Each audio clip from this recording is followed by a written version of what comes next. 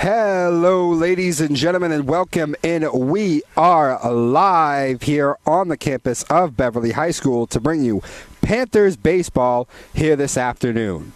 Nice noon game here on a Saturday. Beautiful summer weather, probably around 70 degrees now as we get ready for first pitch. I'm Dominic Lorenzano alongside Al Visnick and Rich Francis, as always, bringing you the action today. Beautiful weather today for baseball, isn't it, boys? A little bit nicer than the last game.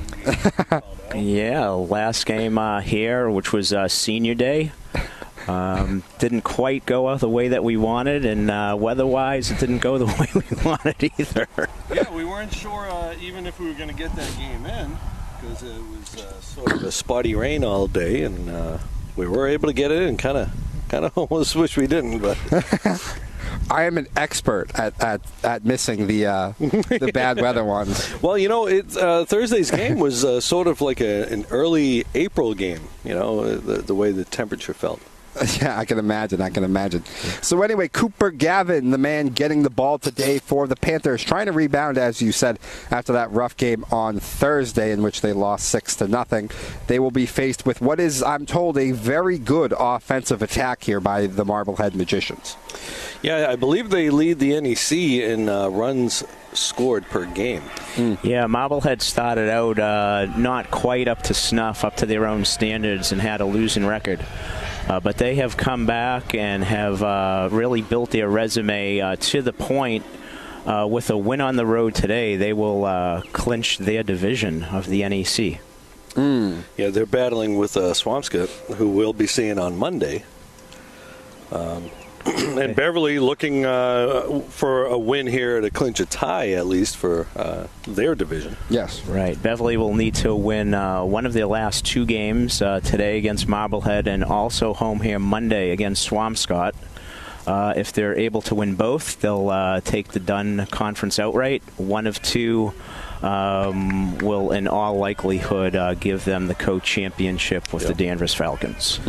Or a win coupled with a Danvers loss to Salem, which we don't think will probably happen. Probably not. You never know. So anyway, baseball's a funny game. This is the leadoff man, Mikulowski, standing in now for the Magicians. Gavertz fires in the first pitch. Mikulowski lines it in the right field. He makes a catch. McCafferty froze, nearly got over his head, but he's able to recover and make the catch. Those line drives right at you as an outfielder are sometimes the toughest. Well, I'll tell you, it did look like it was going to drop in front of him at first and just stayed up in the air. Yeah. It's that moist air holding the ball up. But I'm telling you, those line drives right at you as an outfielder is the worst. Because you just don't know what you're supposed to do when you just freeze up. Ooh, breaking ball. Didn't quite catch the inner half. All right, so we got Liam McElroy here. Liam is friendly with a number of kids on this team as they've played travel ball together. This is the number 2 hitter, as you said, McElroy. Behind him, Schmidt, the leading hitter, I believe, in the NEC. Spent a number of weekends with Liam's parents, Todd and Sarah, as they played travel ball. Deep swung on and driven into the left center field gap. One hop over by the fence. Center fielder cuts it off, gets it back in, but it is a one-out double for McElroy. Nice play by Austin Bernard getting to that. Cutting it off, holding him to a double. Liam's got some good power. We saw him hit a home run last year over at Seaside against Beverly. And I believe Liam will be playing baseball next year for the Flying Dutchman at Union College. Okay. Yeah. So here is the big man in this lineup, Schmidt. Right? Leading hitter in the NEC, right? I would believe so. We haven't seen him. We know he's hitting over 500. Which is just... And he's got enough at-bats to qualify. Which is just absolutely absurd. Yeah. But he's a good all-around offensive game. He's got decent speed. He's got some power. And again, normally you put your best hitter in at the 3 spot. Yep. That's where he's at. Gavin fires in a strike there on the outside corner. 1-1 now to Schmidt.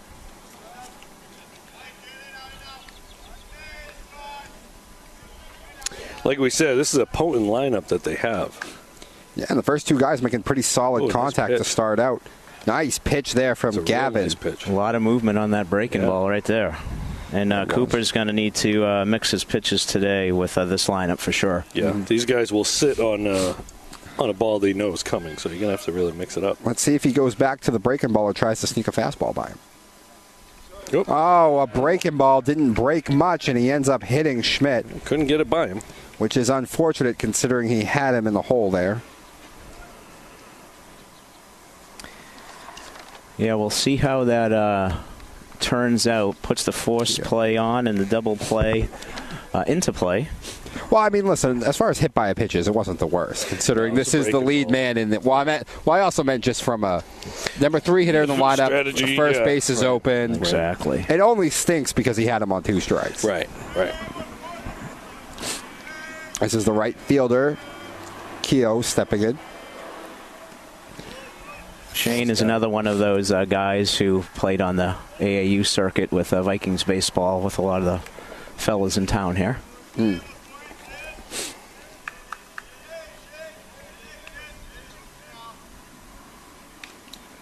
Big rip, and he fouls it off the catcher, McKay.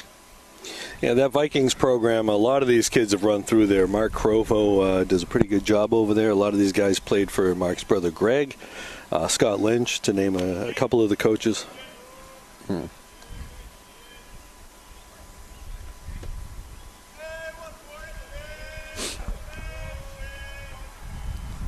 Breaking ball and a nice one. Started that one off the plate and had it come back over and catch the corner. Another one of these slow calling umpires here. Took him quite some time to make that call. Do you think he goes back to the breaking ball? Let's see. Fastball away, I'm guessing. No. Breaking ball. Beats it on the ground over to the third baseman. Has it. Throws to second for one on the first. Not going to get him there. Over there. That ball just a little too slow developing to get 2. But they get a man at second now, and there's 2 away now with men at the corners. So Cahill, I think, might be asking about the slide into second here.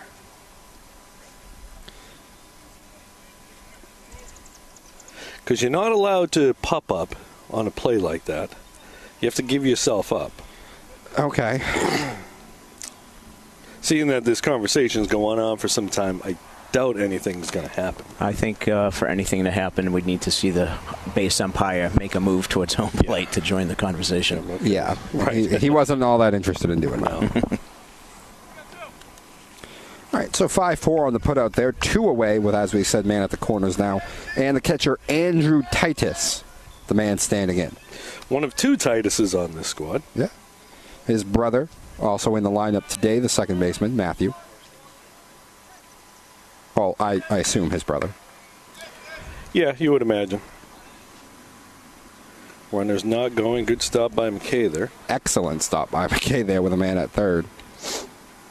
I couldn't even tell if that was a breaking ball or just a fastball he spiked. Yeah, I think it was a fastball. So Giardi probably wanting to see any kind of motion out there. Still not sending the man. Yeah, it's a no. Delayed still. Yep. Delayed steal. That up. McKay, well, as you said, but the man at third, just give that up. You know, Cooper is a bit of a strikeout pitcher, so in a case like that, you just figure let him go after the batter. Yes. Although we haven't seen a strikeout yet, but... Oh! Ooh, fastball running in, nearly gets a piece of Titus. Reclaiming the inside part of the plate.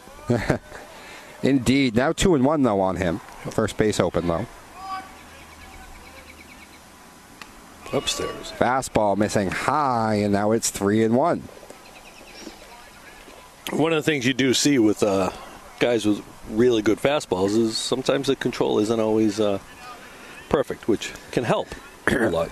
You never want to have the bases loaded, but no. First base open, men in scoring position like this, you would think, as I was going to say, to worry about you're not going to give him too much to hit. And that fastball missing in, and that will be a walk to load things up here. Yeah, the problem with the walks really is it kind of builds up your pitch count a little bit. It does.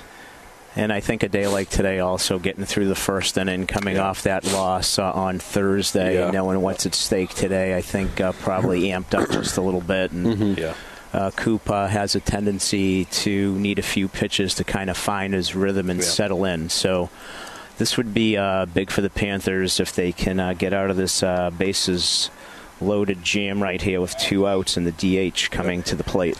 So we just saw a courtesy runner coming in. The umpire just checking, marking that down. Yeah, for the catcher, Titus. You know, Want to speed the game up here. Yeah. So let that guy get his equipment on. Yep. So we can get going next. And this is the DH, the number 6 hitter, Doty. Breaking ball from Gavin. Looked That's good. a strike, yep. It is a strike. Duty's got some good power.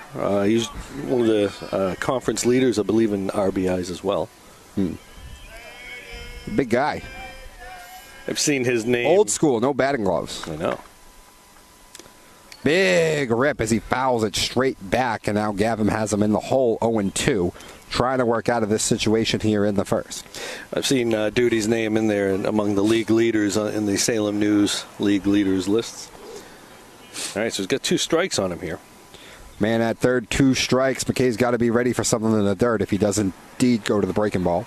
Oh, there it is. Oh, And no! not giving it to him. Gavin thought he had The it. entire team thought he had it, but I guess not. The defense behind him thought he had it, but the ump, Blue, said not quite so fast. The one call that matters. Indeed. Coming back with the same pitch. And he got him with Breaking that ball, curveball. and Doty just flails at that and got him. Gavin gets out of the bases loaded jam unscathed onto the bottom of the first. Magicians nothing. Panthers coming to bat. But again, he had to throw quite a few pitches that inning, so that might come in. And we see if we have to get to the bullpen, we've got Francisconi and Guanci both available, the 2 lefties today. Right, and we've already seen of the first 6 batters, a couple of lefties in there in the top 6. So, yep. I tell you though, this is the kind of weather though that it's just the best to throw in. When it's warm and a little bit, I don't know, maybe it's just me, but when it's warm like this, and even for some reason, even a little bit of the mugginess, your arm just is loose real quickly. I used to like to pitch in the really warm weather. Yeah. Not that I was any good, but I know the ball carries better though, unfortunately too. But your arm just feels so loose. So I I wasn't a fastball pitcher. I was more of a ball is going to move on every pitch kind of pitcher. So this kind of weather, a little warm, humid, the ball does get some motion. So. Yeah, I think every sport is associated with a certain weather, and baseball is certainly a summer game, Mm-hmm. You think football, you think that crisp air in the fall, and baseball is meant to be played in the hot weather. Mm-hmm. Yeah, my fastball was like Monty Brewster's, if you're familiar with the movie. Brewster's Millions. So Bjorn Plus, the man taking the hill to oppose this Panther lineup. Yeah, we won't be seeing Ian Maude, who pitched yesterday, a gem of a game. No. Which is nice. Who knows? Plus may be a fantastic pitcher, but we've been seeing a lot of aces lately. So they really have. Yeah, Maude picked up his 6th win of the season against Peabody yesterday, or well, so far as I'm told, the offense has been great for this Marblehead team. Yeah. And the pitching sometimes has been the bugaboo. Yeah. So Francis, the man leading off the left fielder, and the lineup behind him will be Petrosino playing second.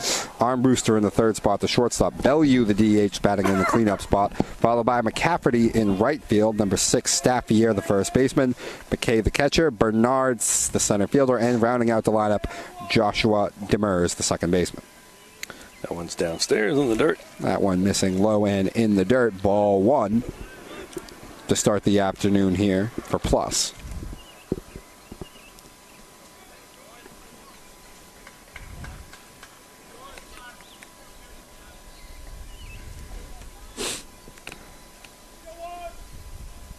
And that one missing up and in as well. Francis in the driver's seat right now, 2-0. Panthers looking to get started early offensively after being shut out on Tuesday. Francis lines that thing the other way. Right fielder coming on, makes the catch. That ball hung up just a little bit too long. And both leadoff men have started the game with lineouts to the right fielder. Both well-hit balls. Again, that ball looked like it was going to drop in front of the right fielder, but he was able to make the play. Yeah, just long enough, really was. Mm-hmm. Petrosino now the man standing in.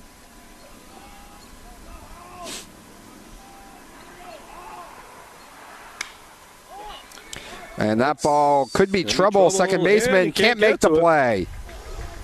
So that was a hard ball to get to, and I think McElroy may have lost it in the sun a little bit, too. I think he did, too. I don't think he got a great break. I think he stumbled a little bit, too, on his initial first couple of steps. You can see he is wearing sunglasses out there, but, that sun is pretty much right in the fielder's eyes today. Just found that perfect little spot out there in the short outfield and left field. The baseball gods evened up that line drive smash by Griffin right away. That's why baseball's a funny game, especially offensively, as you said. So Petrosino among the league leaders in stolen bases. So let's see if he's going to get on his horse. Samuel Armbruster, the shortstop, as always, in that number 3 spot, the man standing in now. As we've talked about a lot, Coach Cahill does like to play aggressive. He's got that running game going. Mm-hmm.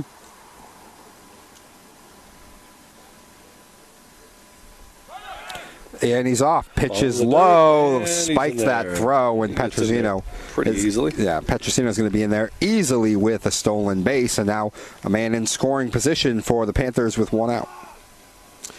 You know, these guys at the top of the order today in particular, because you get Casey Bellew batting after Sam, if they get on base, you can expect them to steal. Got a lot of speed up at the top.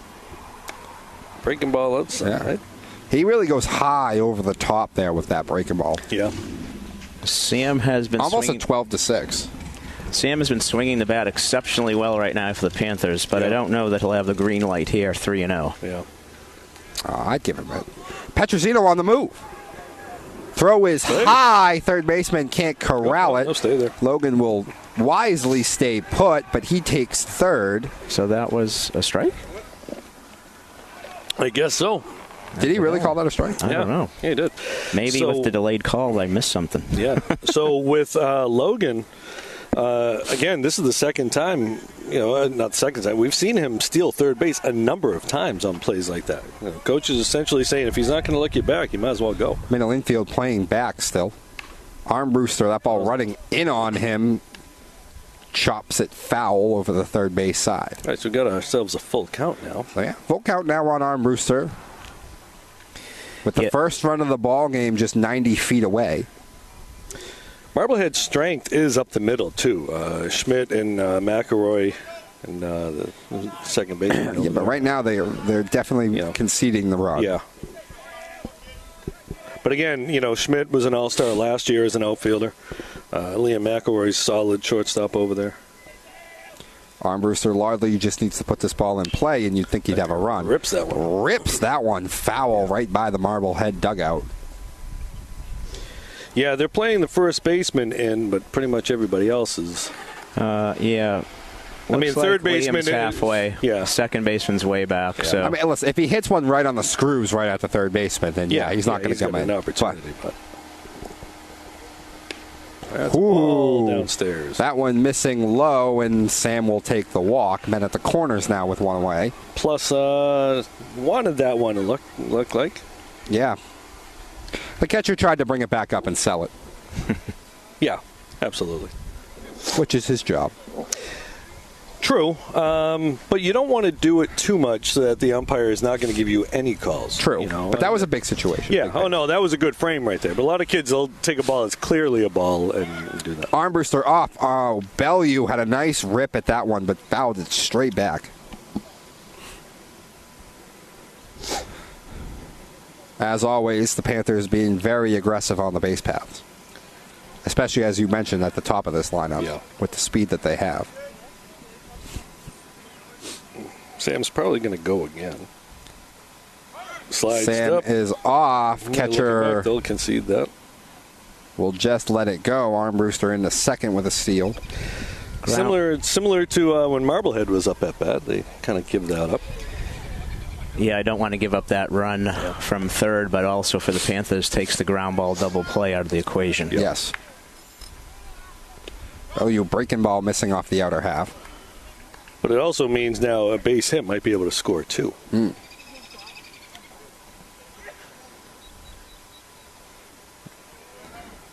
Casey's got good power to the gaps. Curveball in there. Oh, struck him out. Curveball got him looking. Strike three and a huge strikeout there for Bourne Plus.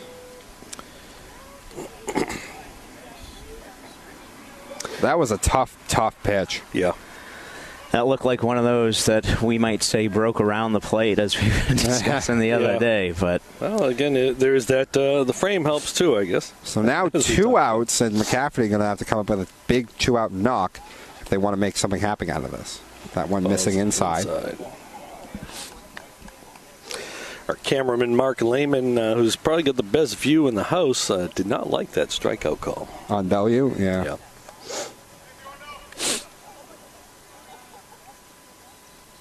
Ooh, that one in the dirt. Nice job there by Titus to smother that thing.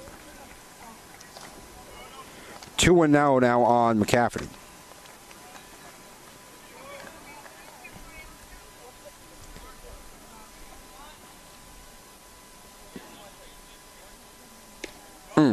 That's a strike. That one in there for a strike.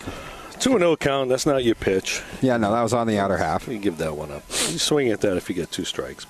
But I will say, with 2 outs facing a very good lineup, I do want McCafferty being pretty aggressive now. Yeah. I do want him swinging the bat, especially if he's ahead in the count. But on that first one, 100%, you take that. That's not it. Yeah. Wait for your pitch. Looking him back. yeah, we've seen that with Brad all year. I would say that he is aggressive. His freshman campaign here at Beverly High has been nothing short of eye-opening. He's a very consistent hitter for the team. Breaking ball, that's in for a strike as well. And, you know, as the later half of this first inning has gone on, it seems like Plus has found the release point on that breaking ball a little bit better. Kind of relaxed a little bit. Guess you could say he's non-plussed. Nah. I'm sorry. You could. You're the worst. Oh, and he got him. Another breaking ball. And another one doubles up on it, gets McCafferty swinging, and both pitchers getting out of some jams here in the first inning. On to the second, been plenty of base runners, but no score so far. Well, opportunity squandered there for both teams, but some good comeback pitching from both sides, and big strikeouts to end both halves of the inning. Yeah, absolutely. And plus, as you mentioned, he really found that breaking ball right at the moment that he needed to in that, first inning. Last half dozen have been really sharp, really well thrown. And, you know, whatever you think about the call to Bellew, it was a very nice executed pitch. True enough. And as we often said, the one guy who decides thought it was good. Yes. So Gavin now taking the hill once again. No score here. He will face the bottom of the Marblehead lineup here in the second. Andriano, Matthew, Titus, and Keefe. The first, second, and third baseman, respectively. Yes.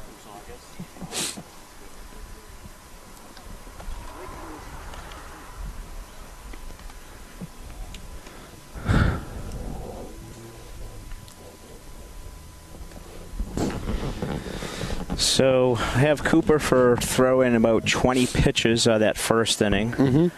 So we'll see what the efficiency's like here. Like I said, he usually gets his feet under him, gets settled in, and can throw some efficient baseball here. But we'll see what happens. Like we've said already today on several occasions, a very, very potent lineup for the Marblehead Magicians from top to bottom.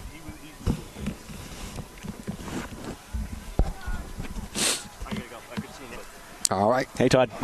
A visitor in the booth, Liam McElroy's dad. Okay. McElroy.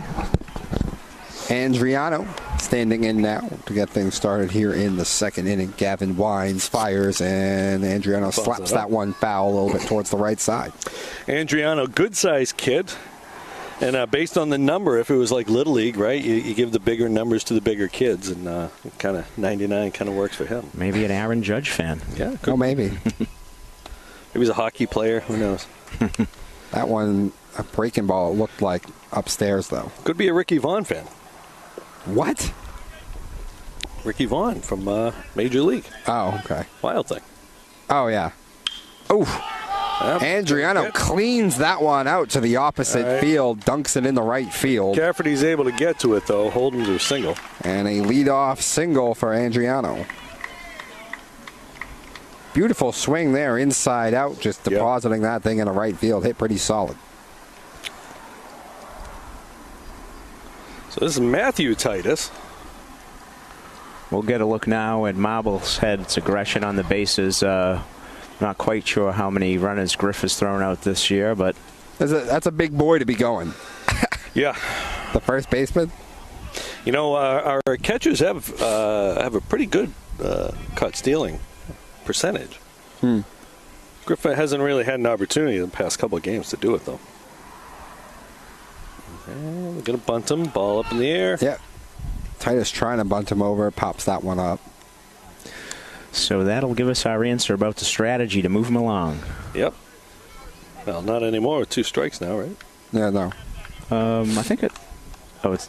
First pitch was a strike, right? Thought it was a ball, but you could be right. Well, let's see. I think he said 2 strikes. Kind of looked like it. Not much of a lead, yeah. No.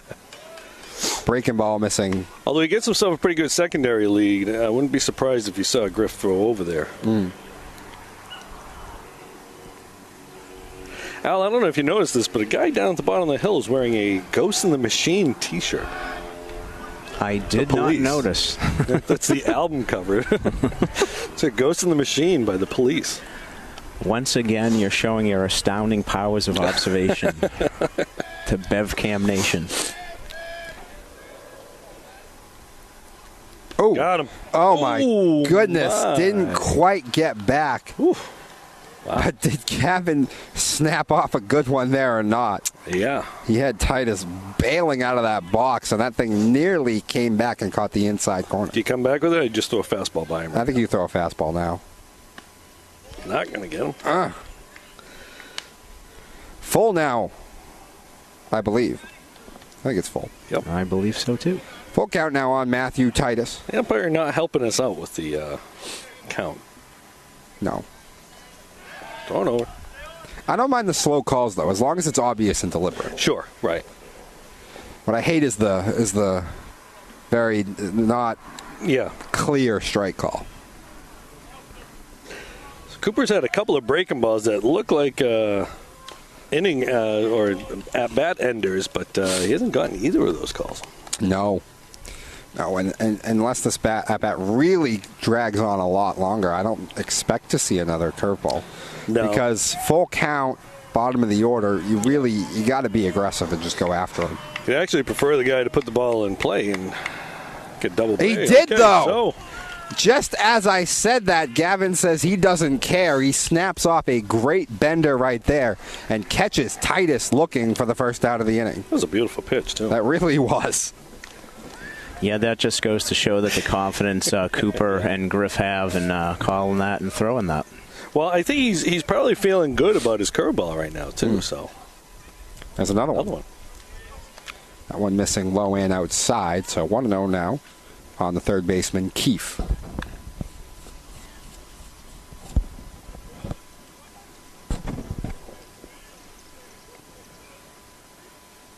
Strike. Fastball down the middle.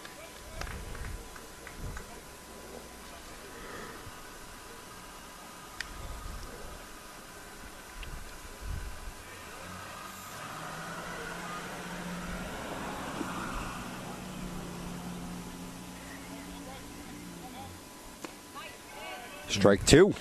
That one a little further in. 1-2 now on Keefe.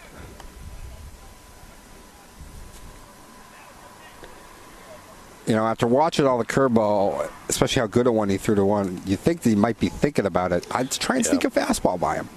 And he got him swinging at that. Fastball low and away. Yeah, fastball, and he got him fishing. Second punch out back-to-back, third punch out of the game so far for Gavin. And now there's 2 gone and back to the top of the order. Michalowski lined to right field his first time.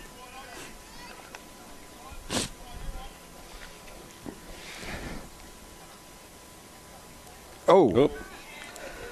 I guess he leaned into it. I don't know. No, I can't imagine that. That was well into the middle of the Oh, batter's absolutely. box. Yeah. I think he was just coming out to check him. Yeah.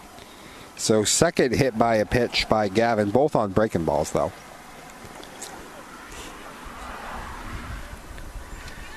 And that will bring up a very dangerous hitter who doubled into the gap his first at bat. Yeah, McElroy. And also puts a runner in scoring position. Yep.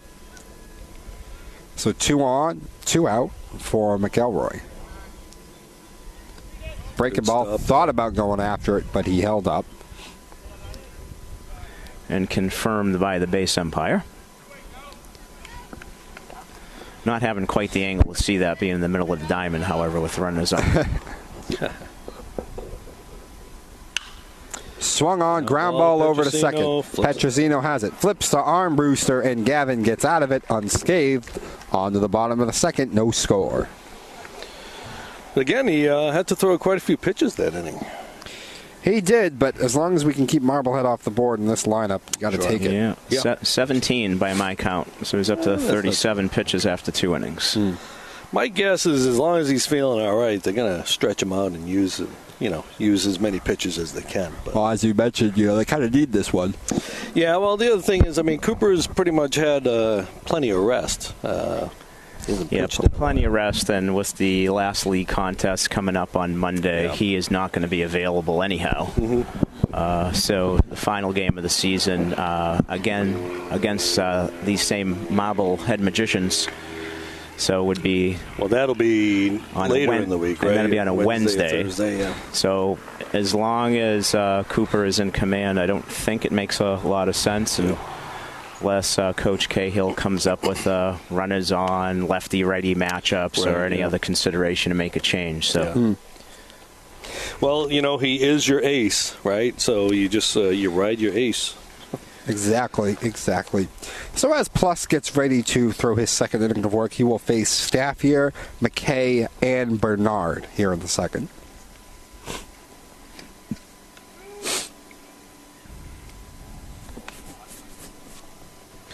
I'd imagine if they can get the leadoff guy on base, you might see them play a little small ball just to, try to give Cooper a little breathing room. Yeah, as we look down the order, third batter of the inning as well as the fourth batter of the inning, Austin Barnard and Josh Demers have executed some excellent bunts along the way this season. Griff McKay against Saugus came up with a big hit into the gap, and I believe he had another solid knock against Danvers on Thursday. Strike. And, those three guys you just mentioned, they're all fundamentally sound as bunters, and so he can really bunt with a lot of guys on this team.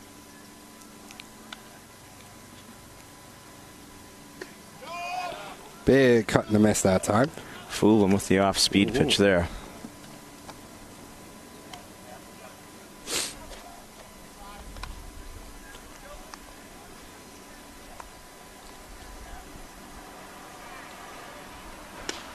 Right. Outside. No, outside. So, like Cooper last inning, and Plus wanted that one. Did look a little outside. Yeah, it might have been. Great 0-2 pitch, though. Yeah. Great spot.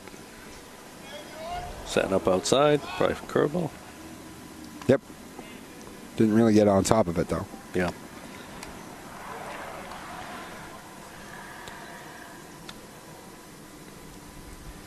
Two and two now on the first baseman staff here. Oh, fouls that up. Check swing fouled off. So Noah, has traditionally been a catcher by trade, but they've used him behind the plate and over at first base. He seems to have settled in as the first baseman over there. Yeah, I think catching, first base, a couple of natural positions that have good synergy, and his bat has been keeping him in the lineup. That ball's going to be out. That one skied foul over the left field side.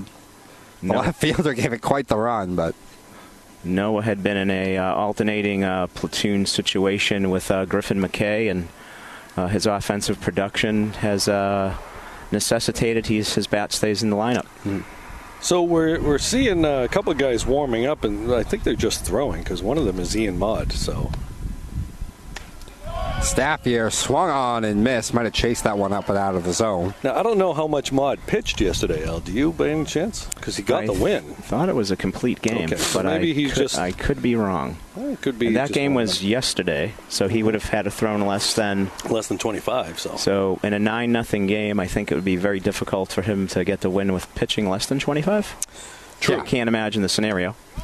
Well, unless the starter came out early, right, where the starter can't get the win because he didn't pitch enough innings. I don't know. No, you're right. It wouldn't have mattered, really, when you think about it.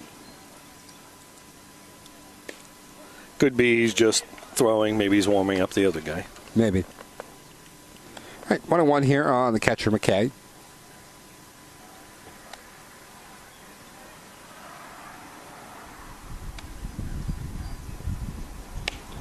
That one missing high, and now 2-1. When he's missed, I feel like he has missed up quite a bit. Yeah.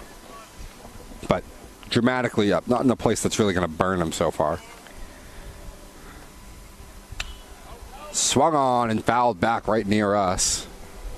Oh, that ball went into the street. Takes a nice hop about, I don't know, a couple feet away from you. Yeah. Rich, looking at some information that we have from the Marblehead side, he's ruled out of pitching today. Okay. Along with 3 other Marblehead arms. Oh, okay. Ground ball over to short. Shortstop ranging over. Has it. Throws a little bit high, but the first baseman brings it in and tags McKay, and that will be the second out of the inning. Nice play over there by Adriano. Good footwork by Adriano there. Adriano getting off the bag.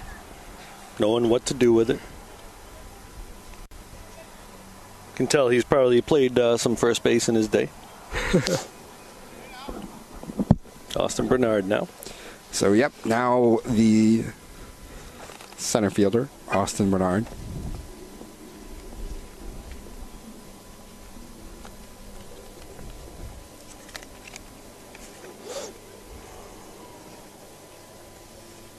That one missing high and away. Like you said. That consistently, when he's missed up.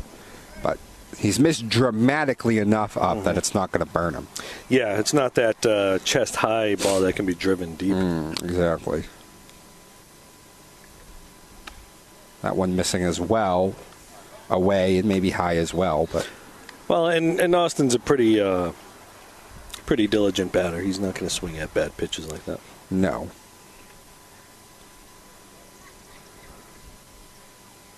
That one missing away, and 3-0 now on the number 8 hitter, Austin Bernard. Austin does have a high walk to plate appearance rate. Does get on base a lot. Well, this would be nice to get on base here, even if you get nothing out of it. You can start with the top of the order next inning. Yeah, that'll be in for a strike. That one in for a strike. Well, you never know. I mean, you got Josh Demers, who's been hitting the ball pretty good. Yeah. Might be able to move him around. There's a good chance. I mean like at worst. Sure, right. Yeah. Right.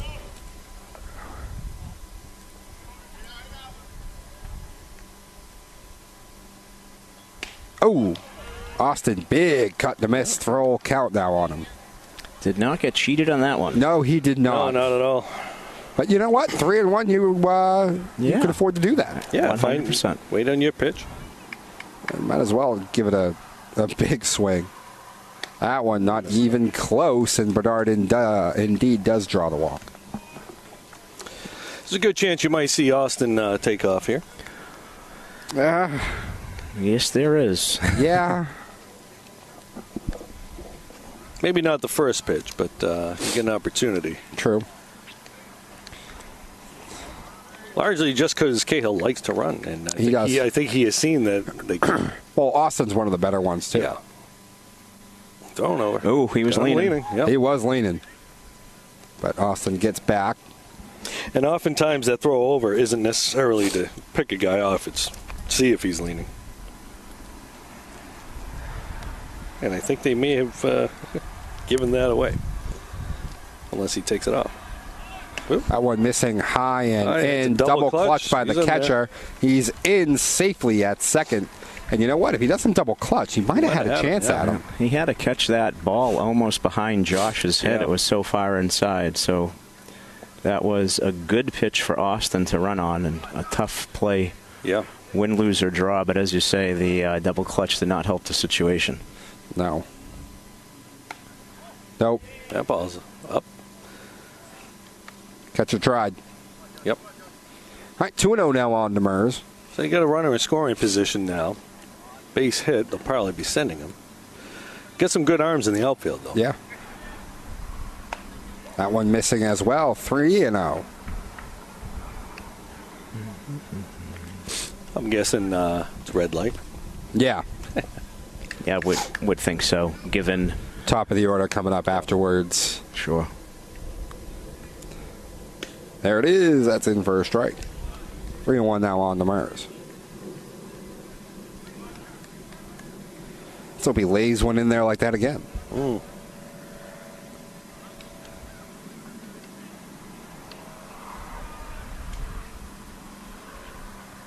Nope. In the dirt. That one missing low. They're going to throw over to second. Bernard is back, though. Yep. Well, Austin had himself a good secondary lead. Ball in the dirt. He thought about going. All right, so we got first and second now. After not a lot going on to start the inning, kind of looked like one of those giveaways, back-to-back walks. Now Beverly has a chance to maybe get a run out of this. Top of the order up with first and second, 2 away, and Francis to the plate. That one missing high as well. He really struggling to get the ball down. Francis hit the ball pretty good his last at-bat, but unfortunately he went right at a guy. Yep. Bernard is off, so is the next man on the second. Spikes it in. He's in safely at second, and now it's second and third with 2 away. Interesting choice there by the catcher with runners stealing second and third to throw to second behind the runner on third. I know. Anything that squirts away there was going to create a scoring opportunity. A very interesting decision. I mean, did Austin just get such a good jump that he knew he wasn't going to get him? I think they look for something with the pitchers. If he's not looking back or something, I think they give him permission to go. No, I meant on the catcher throwing a second. I thought he had a better chance of getting Austin than Josh, to be honest with you. 2-0 is the count. Yep. Oh, Francis bigs it. Big rip and a miss.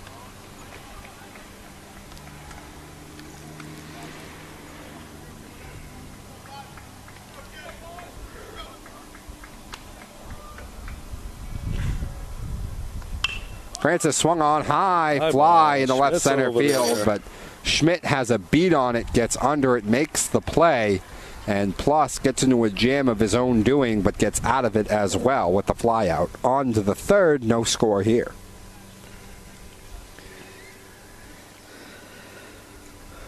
Beverly's struggling right now to put runs across the board.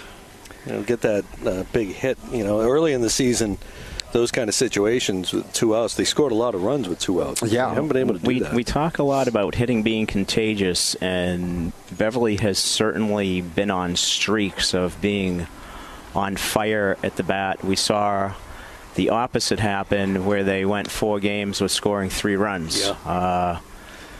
And I think they've been shut out 3 times this season. So, like you say, we need to have that big 2-out hit. We need to have something to ignite the rest of the lineup because right now runs are at a premium. Yeah, absolutely. And, as we said, so far Gavin has kept the Marblehead bats quiet, but that is not an easy doing against this lineup. So you got to think you got to cash in here at some point against Plus. And right now, as we've mentioned, Gavin's going to have to go through the heart of the Marblehead lineup here in the third inning. Schmidt, Keogh, and Titus.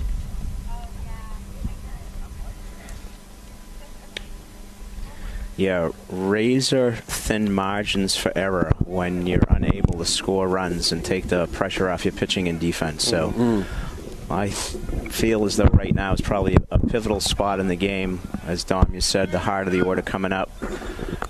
Great sticks right here. So let's see what our boys can do on the defensive side. Yeah, and started off with the best stick, at least statistically, in the NEC, Schmidt.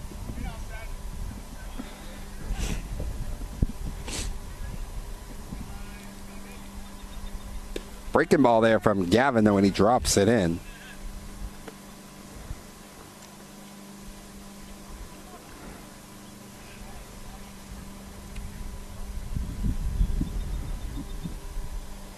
Another one, Schmidt pops it up, out in foul territory by the right field side. So for the second time, Gavin has Schmidt with 2 strikes. 2 really crisp breaking balls that he got down and in. Let's see what he comes here 0-2. I would try and elevate a fastball. Like, out of the zone, though. Yeah. Looks like you know what I mean. Breaking ball outside. Fastball. Ooh, got the fastball by him. As I said, fastball up and away, it Yeah. seemed a bit, and gets Schmidt swinging. So that time, Gavin gets 2 strikes on the dangerous man, Schmidt, and puts him away. It was interesting because McKay was set up outside and down a little bit, and ball elevated a little bit. Maybe he was just setting up there to give the impression that they're looking down. Right. Maybe. And certainly got it out, though. That was for sure. Now, Nice Keogh, pitch, nice the job. cleanup hitter, standing in. That one missing in the dirt and away.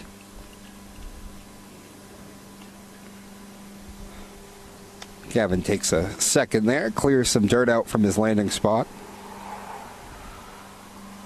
Which, by the way, considering the rain last night and how wet it was this morning, field looks like it's in really good shape. It does. Should come no surprise to us, though, should it? No.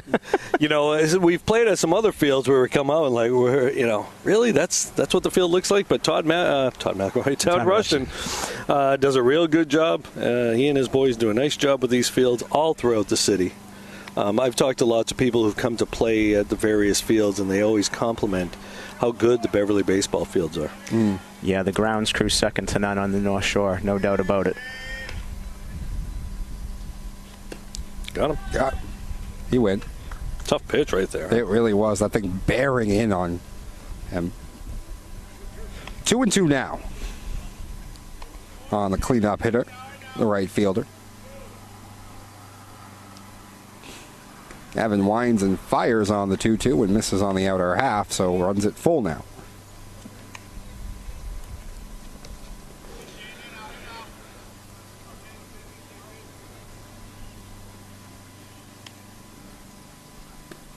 And that one missing, ball 4. So Cooper had, I think he was slated to pitch on Thursday against Danvers, but he was feeling under the weather. Missed the practice the day before, I think. So. Yeah, not sure if that was always the plan or not. May not have been, don't know. But, Christian Morrissey pitched, and he pitched a pretty good game, I thought. Had that one tough inning. Titus, first pitch swing, fouls it off right by the house. Yeah, I think the bulk of the runs that he surrendered were of the unearned variety. Yeah. Well, and it really didn't matter because all Danvers needed was one. As we talked about, razor thin margins when you don't score any runs. You cannot win a baseball game without scoring a run. Now, we do see some bullpen action right now. Can't see the number. I can't either. I think it's number 12.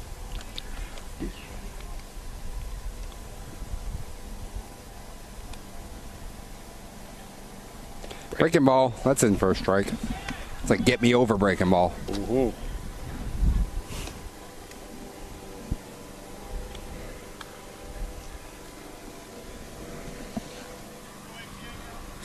When a guy's got a good live fastball like Gavin does, you can throw those get me over breaking balls because you got to be geared up for the fastball because of the speed. There's another breaking ball. That one was a little better than the get me over. That was a little sharper, a little nastier. Again, forcing the batter to have to hit the ball and swing the bat anyway. 1-2 now. I know it's 2 strikes. That's all. 2 strikes. Yeah.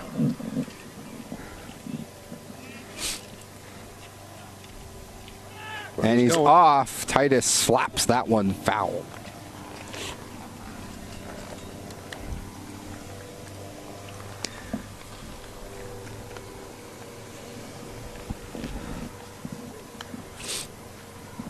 Yeah, the pitcher warming up in the pen for the Magicians was Damian King. Okay. Slide step there from Gavin. That one missing, I believe, low. We'd be remiss if we didn't point out Cooper's grandmother, Sarah, watching the game from home. One of BevCam Sports Network's big fans.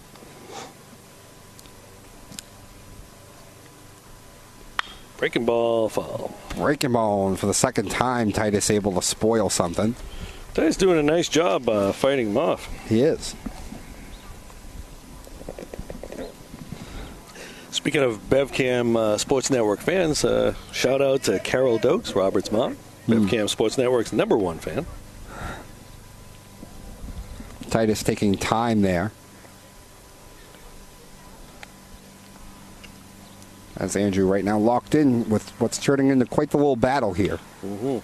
He was able to work a walk in his first at bat.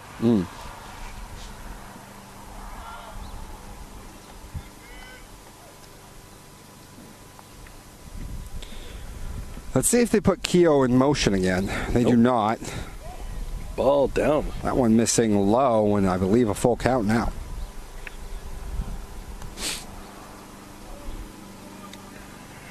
See if they run him now, even though there's only 1 out. Yeah, full count, though, a lot of time you do. Not a big lead, though. No. He's But they are going to still have him go. Ooh. Breaking ball, got him swinging the bat going out of his hands. Ball one bounces. They're not going to get the man at second, but a big punch out there for Gavin. Yep. His second of the inning as that bat slipped right out of Andrew's hands. And you wonder if that distracted McKay at all. Probably did. Puts a runner in scoring position. Yeah. With the DH who struck out to end the first. Yeah, Doty, the man that he got on a strikeout to get out of the bases loaded situation in the first. Fastball missing inside. Good footwork by McKay there, getting after that.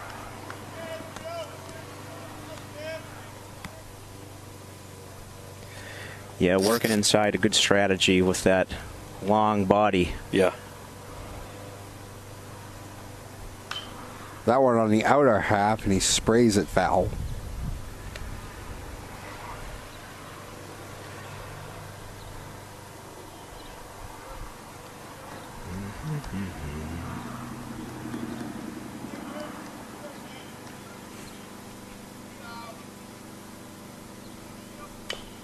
And beats that one to the ground, but once again foul. 2 strikes now on Doty.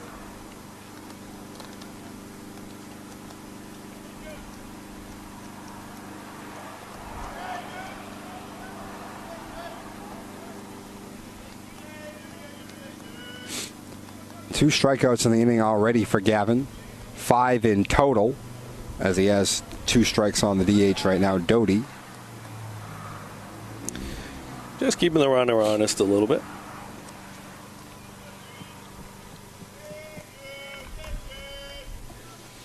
McKay setting up outside. Backdoor curve. Good stop right there. Tried to catch him on that backdoor curve, but in the dirt. Nice, as you mentioned. McKay having to get down there and smother that. Griffin is excellent at blocking balls in the dirt. Very good defensive catcher. Which can really help a pitcher out, knowing that he can throw a ball like that. And, it gives you confidence that you can throw anything at any point of the situation, you know. That one missing away, and I believe now the count full. And I think sometimes people get lost on offense, but if you have a good defensive catcher, you can sacrifice some offense, you know, to do that. Ball in the dirt. That one missing low and in the dirt. Ball 4. Second walk of the inning by Gavin. Andriano coming up now. This is, as you mentioned, Andriano, who singled to right field his first time. Got a fastball on the inner part of the plate. Did a wonderful job keeping the hands in, cleaning it out, and sending it to the opposite field.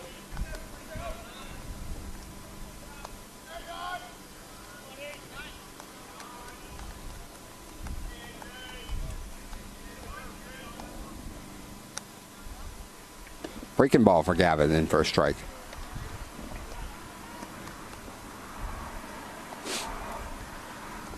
That first pitch strike with the breaking ball. A huge weapon and something Gavin has used to great effectiveness here today. Oh, but that one not quite the same break on it as it sent Andriano back out of the box. Cooper's done a pretty good job of getting ahead of the batters. Yeah, it's the later part of the at-bat that he's... well, these guys are tough. They're not easy to put away. Yeah, I think the approach that he's taking is trying to not give them anything too good to hit and moving the ball around and varying his pitches. So,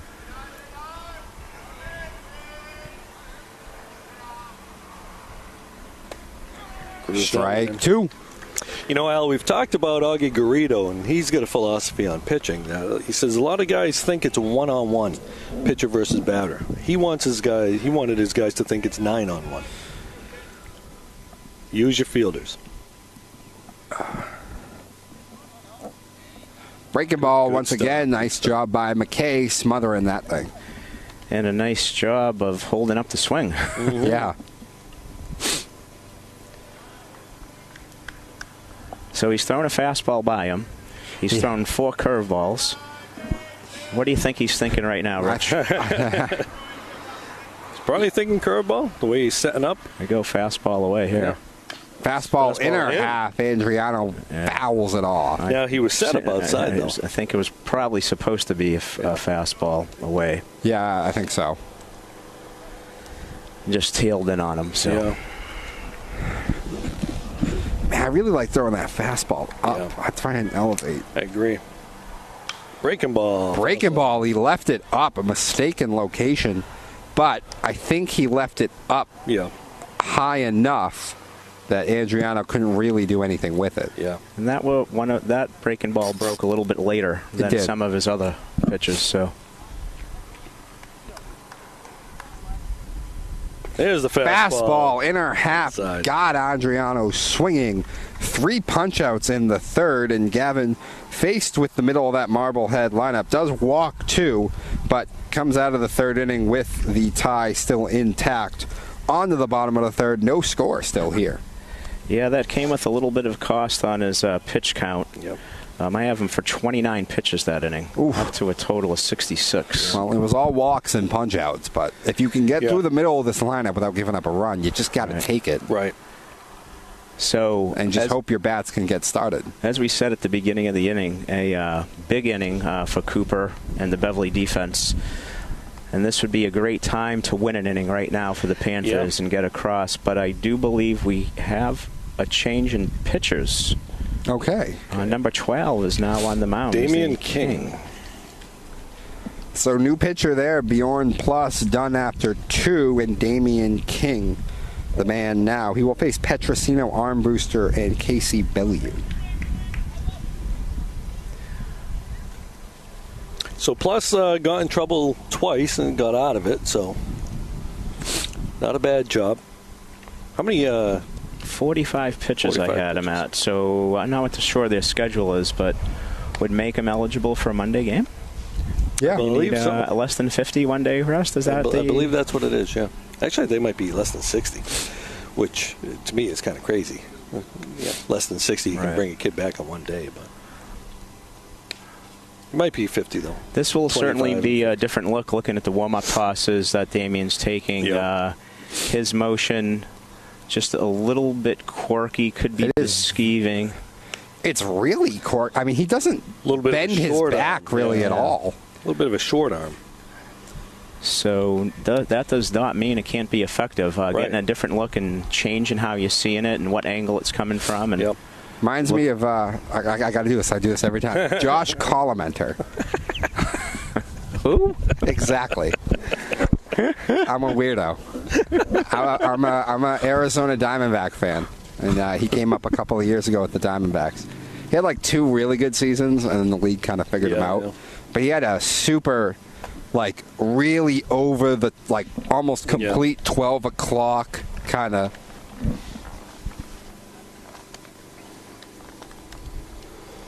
Folks at home, we're not going to go with your usual mainstream ball players. We're gonna make you go to Baseball Reference and look them up. Listen, this is not a mainstream pitching motion. Who's the one we talked about the other day? Motorboat Jones. I thought you were talking about the one I said. No. Motorboat Jones was an AL. I think you came up with it. No, it wasn't me. It must have been someone. It must have been another discussion I had with someone. It was actually, was that a discussion that we had on the outfield, I think? It was an away game discussion. That's right. Yeah. Yep. Yeah, someone brought up Motorboat Jones. Guy who may have never actually made it to the majors, but great name. Yeah. Yeah, so this ball is coming in a little slower. Starts him with a breaking ball, though.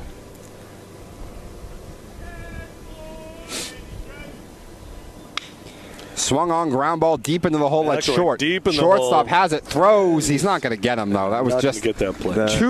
he didn't hit it sharply enough and too far in the hole, too long of a throw. And it's a leadoff knock for Petrosino. With Logan's speed, the chances of him being thrown out from the hole with the speed of that grounder was Liam, virtually zero, even with a great shortstop. Yeah, with a McElroy's strong got arm. himself a good arm, but just not going to get it. All right, so let's see if Logan gets into the running game a little bit more. He's already got 2 stolen bases today. He does. Thrown over. 2 for 2 so far. Throws back before even Petrosino really even had a lead. Yeah, Andriano, nice job coming off the bag to get that. So Armbruster walked and stole a base his last time before being stranded at second.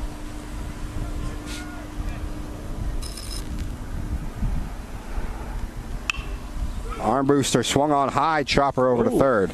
Has a bit of a slow throw back to first, not going to be in time.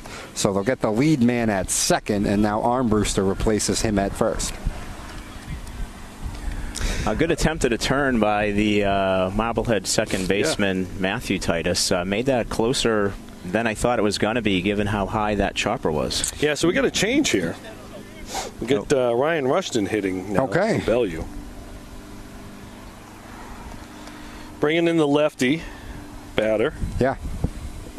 So Ryan Rushton, who's been the DH, it seems a lot of the time so far this year, is now going to be pinch hitting for Casey Bellevue.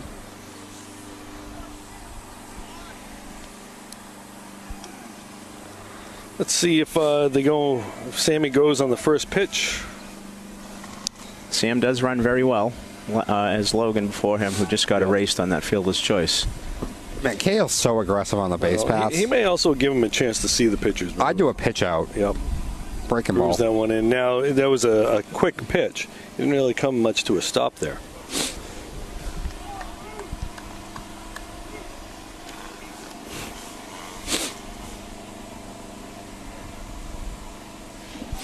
There he comes. So stop throws over. Sammy got himself a good lead. Ball gets away from Andriano, but not far enough away. Is it just me, though? You got to think the pitch out's coming at some point, right? They're just so aggressive on the base paths. Yeah. And with one strike, you can kind of afford that. Yeah. Al, big swing and a miss by... He called that a balk, right? Oh, he did? He did. I was just going to say, he didn't come to a stop. So that one doesn't count at all. And as you mentioned on the first pitch, just how fast he quick pitched him, not coming to a stop. This time, the umpire makes the call, and it's a balk. I was in the midst of saying he didn't even come to a stop, and the umpire called it. Curveball down. Which also saves the swinging strike for Ryan. Right. It does. So now it's 1-1 on Rushton, with Armbruster at second.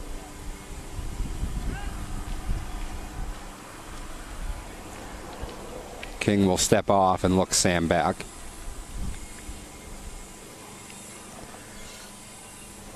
Left-handed hitter, I doubt he'll be stealing third. No. But he's not going to have to, as that one kicks away from the catcher, Armbruster in. Did that hit perfectly right off the shoe? I think it hit the top of the plate. Yeah, I think it might have hit the plate, yeah. That's tough. There's nothing you can do about that, really, as a catcher. All right, so they're not playing in. They're giving up a run here. Well, they're playing in at the corners, but Ryan swung on and fouled off. This is a big at-bat right here because there is one away, and so you're in a situation where, as you said, in the middle infield, playing back, can't afford a strikeout. Got to just put the ball in play and at least get our first run in. Yeah. Breaking ball missed. See the over frame there? Ooh. Throw back. I know. Forced the pitcher to jump for that. Nobody was really moving to back that up. Have we seen a fastball yet out of... No, not many. There's a fastball. Hard ground ball over to short. They're coming home. He's coming home with it. He's in there safely. He can't get the handle on it. Okay. And the Panthers are the ones who end up striking first. as Armbruster coming in to score. They were playing back, but Rushton hit that ball so hard that they did actually have a chance at Sam at home. Interesting thing, if they were playing in, that would have been a line drive out, and they might have been able to double the guy at third. Yeah. So Ryan coming in as a pinch hitter gets the job done, and the Panthers have broken their scoreless offensive streak. They had a great time, I might add. Yeah, I know. You know, and the other thing about that play is they didn't get an out at all on that, so there's only one out. Yep. So now still, as you mentioned, one out with Rushton at first and McCafferty standing in. That one missing.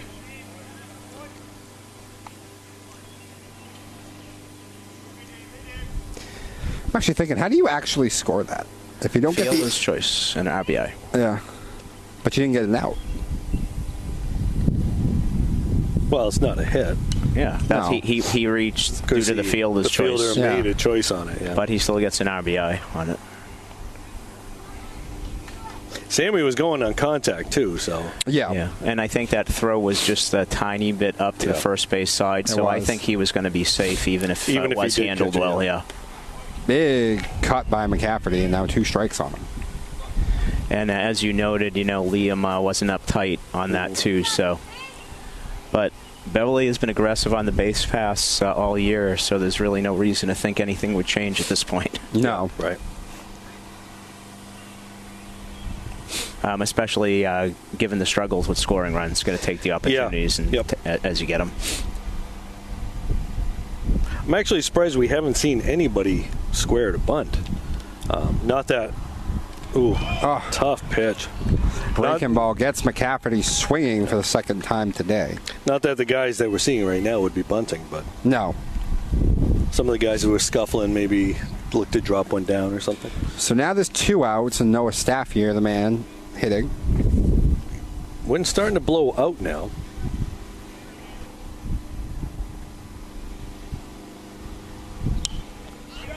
Pops it up, and that's going to get up and out of play. No, it's not. Oh, and he makes the play. I thought it was going to get out of play, but the catcher right by the fence makes the play, and that will end things in the third. Panthers do come up with 1, though, on the fielder's choice, by the way, by Rushton. So on to the top of the 4th. Beverly 1, Marblehead nothing. Excellent play by the Marblehead catcher, but as you had just noted, Rich, with those clairvoyant powers of yours, talking about the wind, talking about the box, coming through again, and I think that ball did look like it was going to get over the fence, Dom, but that breeze that just kicked up just took it back. Yeah, I think so. I really thought that thing was going to get up and out of play. Just enough. Like a ball hit to the outfield by a right-handed batter is going to go towards the right field line, and a left-handed hitter towards the left field. Those pop-ups generally do start to backtrack back towards the diamond. Yeah. That's why you're always teaching catches defensively when they're going for balls over their head or into the front, into fair territories, to turn their back to the field because the ball is spinning that way, and that one certainly did. Very nice catch. All right, so here in the 4th inning, it'll be Matthew, Titus, Keefe, and then the top of the order, Michalowski, to greet Gavin, who is pitching for the first time with a lead. So the slim lead, but a lead nonetheless. So the JVs don't have a game today, so we can see a couple of the JV coaches, Coach Scott, Coach Levine here. And we had mentioned in our last game that Coach Andrew Scott, is just recently got hired as the boys varsity hockey coach.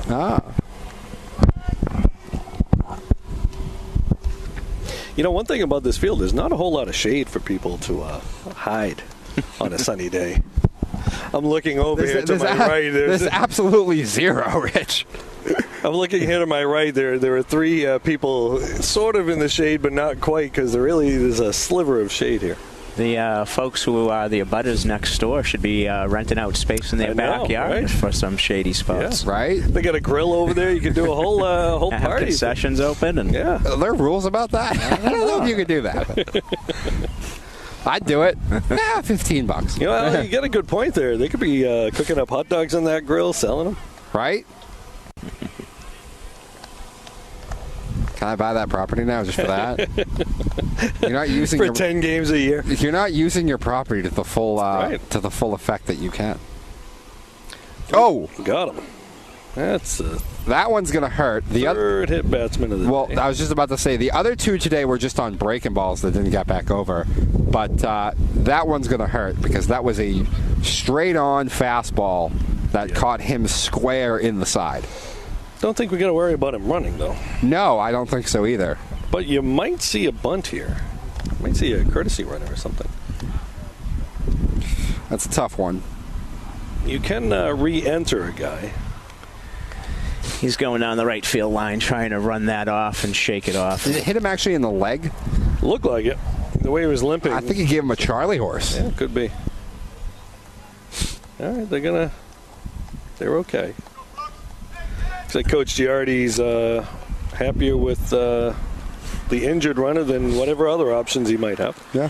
Josh Demers up on the grass, guarding against the bunt. Yep, and he does lay it down. Gavin barehands it, throws to Whoa, first. throws High it throw, to he right throws it field. away.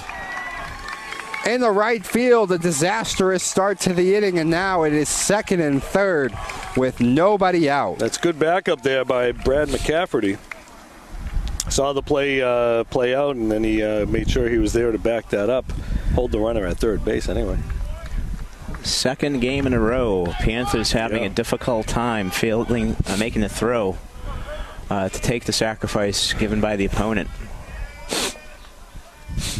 Okay, so Beverly playing the corners in. Breaking ball from Gavin in for a strike. Cooper really going to have to do some magician work now if he thinks he's going to work out of this with the lead intact. It's tough, second and third, nobody out. But he's a strikeout guy, and he punched out 3 last innings. So Good stop. And by the way, there's we talk about the great catching of McKay. To have a man at third and still have the confidence to throw that breaking ball in. Did he foul tip that? You know, he started to run, so I'm not sure. We didn't see a count. I'm threw his hands up like it was a foul. So yeah, fastball by him, strike 3. Yeah, I guess so. He did. So on command, as I said, Gavin is a strikeout guy, and he's going to need quite a few of them. He punches out the leadoff man, Michalowski, for the big first out of the inning. But here comes trouble right now because you have McElroy and Schmidt coming up with 1 out still in second and third. So it looks like they're going to run. They're going to run for the injured Titus. And coming in, you got Riley Schmidt. So Titus came off limping pretty good. Yeah. So they figured they got to try to get a run here. So you want a guy with a decent leg. They can always re-enter the player. Yeah, you have to think that from the Marblehead side, Coach Giardi feels like there's a good chance that Liam can get something to the outfield and might have a close play at the plate. So yeah. Well, and even and this is for both teams. This is a very pivotal moment in the game. Yeah. Beverly just eked out the run, right, up 1-0. You got second and third with 1 out, and you got your big bats up for the Marblehead and McElroy and Schmidt. So this is a big moment in the ballgame for both teams right now. Yeah, you do have first base open, but I don't think you want to load the bases for Skylar Schmidt. Absolutely not. Maybe other situations you would, but you got to try to get after Liam here. Liam had the best hit ball hit ball of the game pretty much for both sides as he ripped a double into the gap in the first inning. Grounded out to second his last time up. Breaking ball swung That's on. going to be a hit to fly ball in the right center field as that one comes up throwing. Drops in. They're going to send the second man. They're going to cut that off. And Marblehead will take the lead 2-1 on the 2-run single by McElroy. Got a breaking ball, and he waited nicely on it and sent it into the opposite field. Yeah, it's a nice piece of hitting by McElroy right there. Driving the ball the other way. Sit on it. Now you get Skylar Schmidt up. Yeah, Liam was obviously going up there looking for a first pitch curveball. Seen a lot of those from Cooper throughout the game and got a pitch he could handle. Yeah. And McElroy's got good wheels, so you might see him go here. So now Skylar Schmidt, as you mentioned, the man up now. Nope. Fastball swung on and fouled off. Skyler was hit by a pitch in the first inning and then forced out at second, and then took a tough pitch for a called third strike last inning.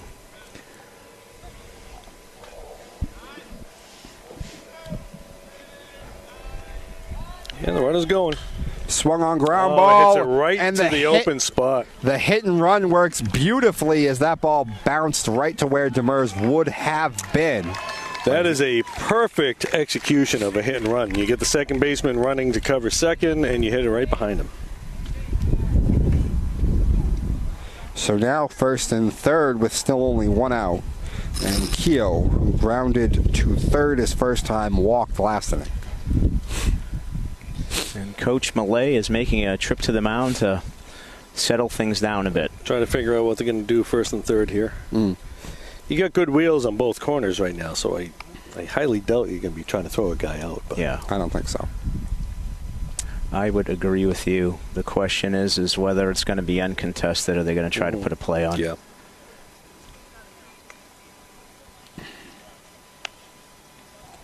And again, you got a heady ball player over on third who's going to be looking at the shortstop and second baseman, what they do if they do throw down.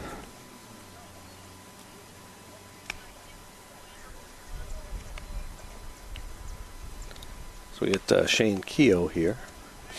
Shane Keogh, as you mentioned.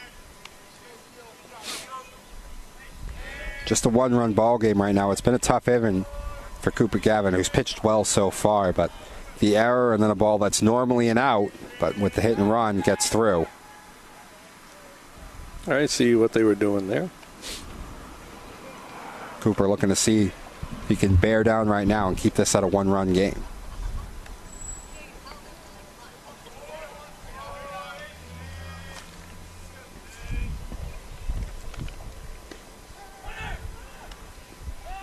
E. Oh, boy. Good pick Nice by pick Josh by Demers. Demers. That was a nice pick over there. So the fake to second and the throw down to third base to try to get him napping almost backfired, but some good glove work there by Josh. Yep, so you got the entire infield in now.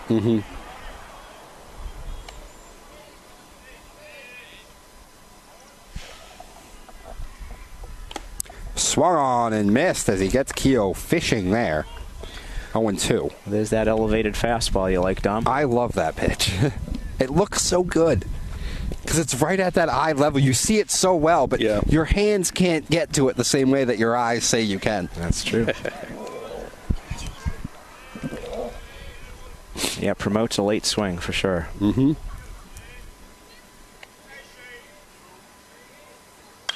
Fouls that up. Back up there again, and Keogh at least able to get to that one enough to foul it off. All right, so Cooper gets ahead of the batter now.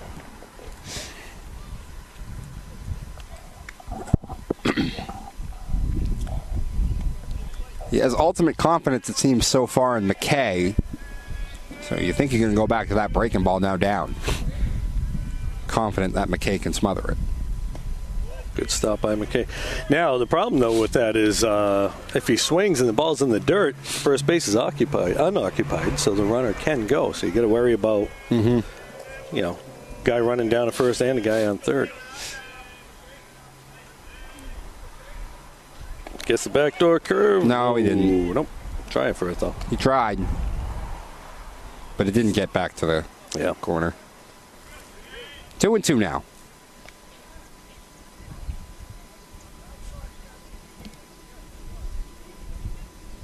All right. There had been more action in the Marblehead pen. Yep. Wondering if this is a committee game for them. Yeah. We're soon to find out. So it seemed like the Beverly bench was questioning that last call. I think so. Responding to it. And Fastball swung on and missed. Gets it by Keogh. A huge punch out there for Cooper Gavin. Real big out for Cooper. That is such a tough spot for any batter to make contact with. That ball that's down and in on the inside corner at the knees. Just trying to foul that off is often a good swing. So, great pitch for Cooper. Big punch out, second punch out of the inning for Gavin. This one running in on Titus as he has to limbo out of the way a little bit.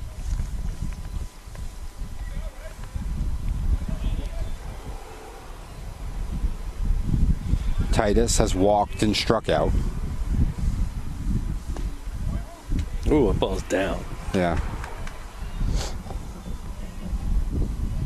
Just noticed that Lorinda's in the house. She just made a late entrance. Wanted to see you work up close and personal, Rich.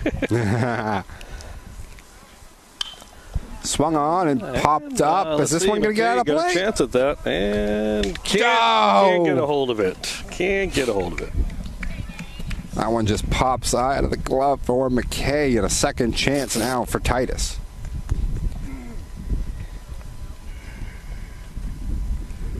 Was it 1-1 or 2-1?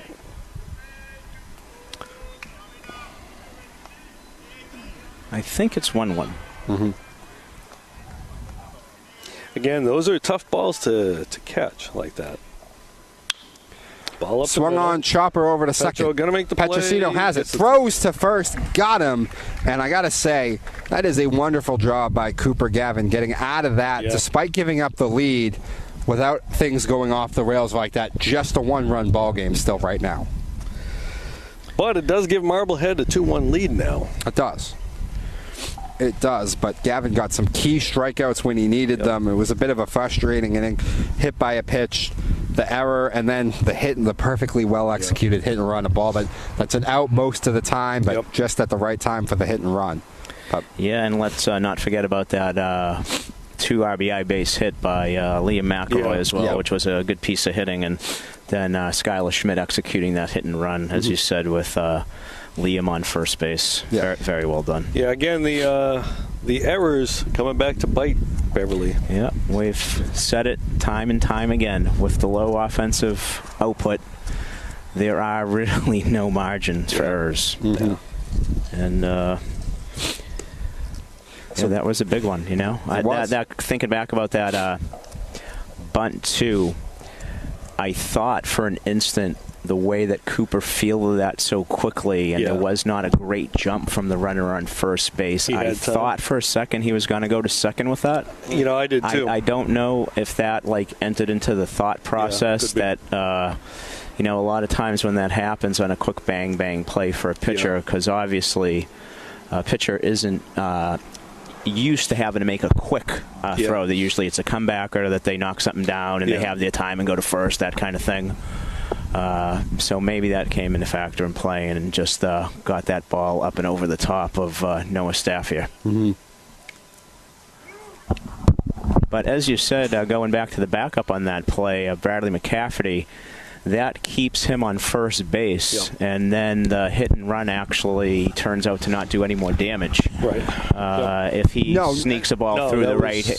The runner did go to second. McElroy got up second to third. Okay, gotcha. All right, gotcha. All right.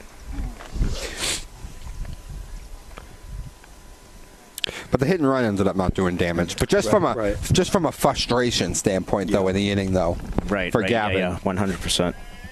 To be able after that to then bear down and get the KO and then get the out on Titus. Shows good mental toughness on his part, for sure. So Griff McKay's up now. At bottom of the order, McKay, Bernard, and Demers all up in the inning here in the fourth against King. Outside. Oh, cool. Oh, boy. Whew. That ball was outside. But just close enough to call it a strike. Yeah. 2 strikes now on McKay. That's a fastball, I think. Yep. It's hard to tell what he's throwing sometimes. Yeah. He's got that funky motion, so everything kind of looks all the same. Yeah, ball moves a lot. They haven't seen many straight pitches so far from him. A high breaking ball. Yeah, but Griff had to swing at it. Yeah. Oh, yeah, no question about that. I think, we've seen calling some of the curveballs. You really need to, as the batter, protect yourself here with 2 strikes. Nice piece, but it's going to be right near the second baseman who gathers, fires, and gets McKay at first. Nice hustle by Griff down the line, though. Yeah, he just missed barreling that up. I think initially I thought it looked like it was going to have a chance to go through, but I think he hit that more off the end of the bat and didn't really hit that with the speed that he would have liked. Now, third baseman's not really playing in. He may step in on the pitch, but Austin might drop one down there. Just to try to get on base. Actually, a drag bunt would work too. Hey, he's swinging away, though. Austin, for now at least, swinging away. Fouls that one off.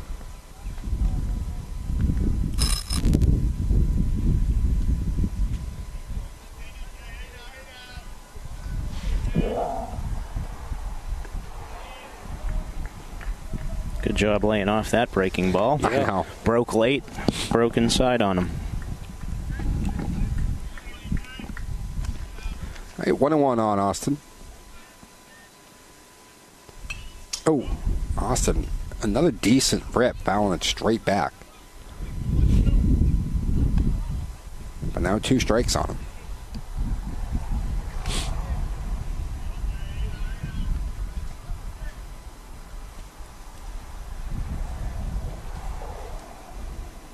Good eye. Fastball that time, one of the first things we really see from King straight. Well out of the zone. Sure that was intentional with the count at 1-2. Yeah. So Austin's back even here. Nope. Fastball again. Up and away, 3-2. Full count now on Bernard. No guarantees he gets a fastball here, though. None at all. This could be ready for anything. Yeah, I'd be thinking breaking ball. Pops it up. Left fielder looks like he's got a beat on it, settles under it, and makes the catch.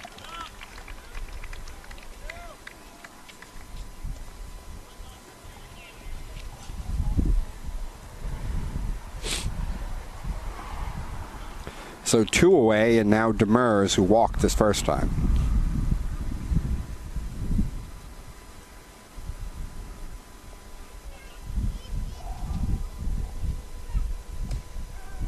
That's their first strike. That Fastball. That might be a frame job. I think so. Wasn't too bad, but yeah, it might have been. Well, if you're setting up over there, sometimes you get that. I went high.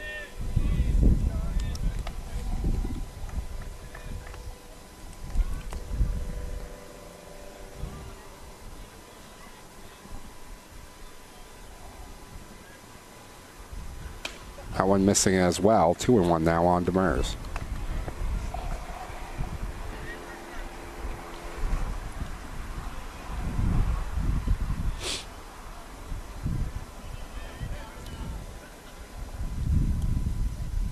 Oh. Swung on, fouled off. 2-2.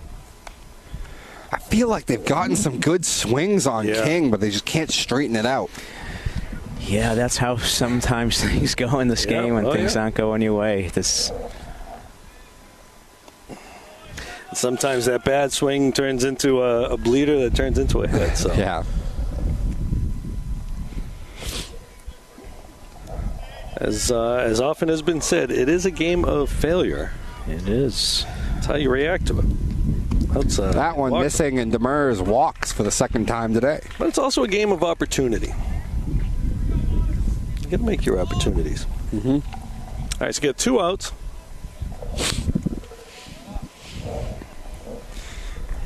Francis to the plate, line to right, and then fly to right both times. Do I have that right? Center field. Oh, it was okay. Line to right, It was in the fly right to center. Okay, it was center. It was center field the second time. Yeah. Okay. Yep. Well, I'm doing play-by-play. I'm not the You're official. doing- I'm not the official scorekeeper. That's why you get us here. That's why we need 3 guys.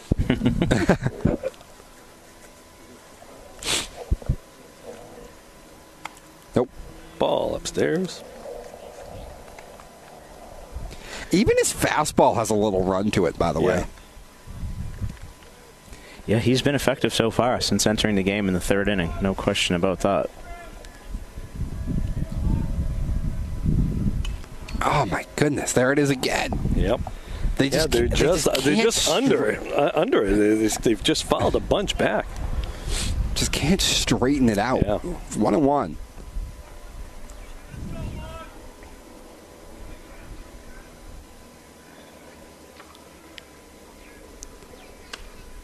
That one missing high and inside. 2-1 now on Francis. You might see Demers get on his horse here. Right.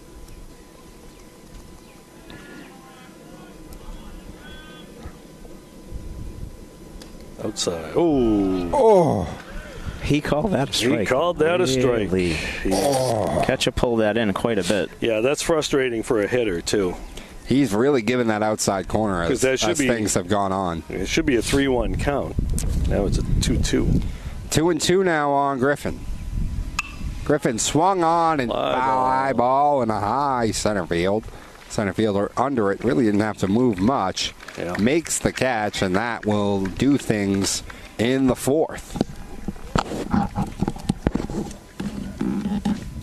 All right, so that is it for the Panthers in the fourth. On to the fifth. Marblehead in front, 2-1. The lack of offense is continuing to haunt the Panthers here. Yeah. Just limited to 2 hits, both from Logan Petrosino at this point in the game. Yeah. 1 run coming on that fielder's choice RBI by Ryan Rushton. But as you say, Dom, some tantalizing pitches and some seemingly good swings. But things are off just enough for the boys right now. It is. They're going to have to kind of keep things mentally strong and tough and just keep on grinding it out. We do have a change in pitching here coming up for Beverly as Marblehead is about to bat in the top of the fifth. Looks like Connor Francisconi, who last worked against Salem and got the win there on last Monday, I believe, is in. Yeah.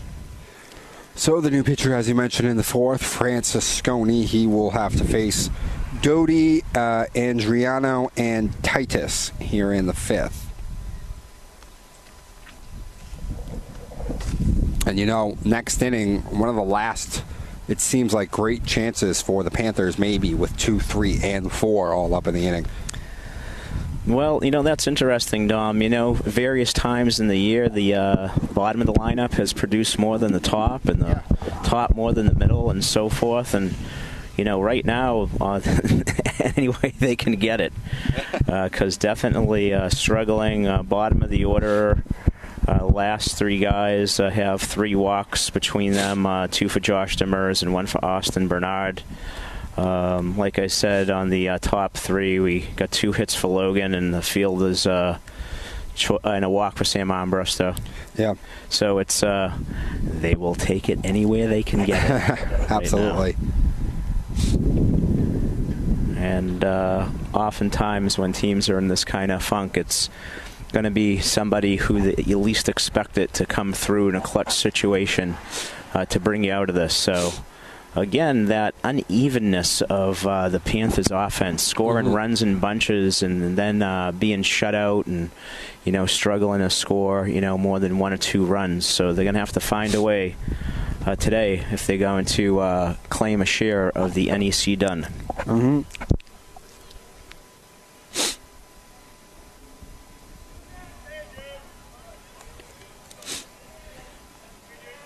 All right. So Doty stepping in. He's struck out and walked so far. Closes the book on Cooper Gavin, who did pitch himself quite a nice ball game today. Unfortunate in the fourth. His own error there, but I think he had 8 punch-outs. Yeah, working against this very dangerous Marblehead lineup. Only allowing 2 runs, 1 earned. And that one hit on the ground over to second. Petrosino up, throws and got him, and Francisconi has the first man out here in the fifth.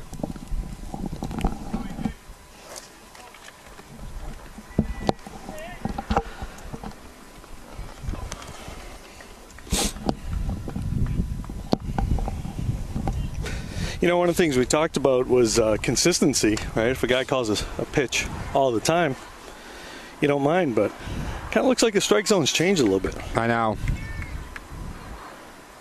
It has definitely widened as this game has gone on.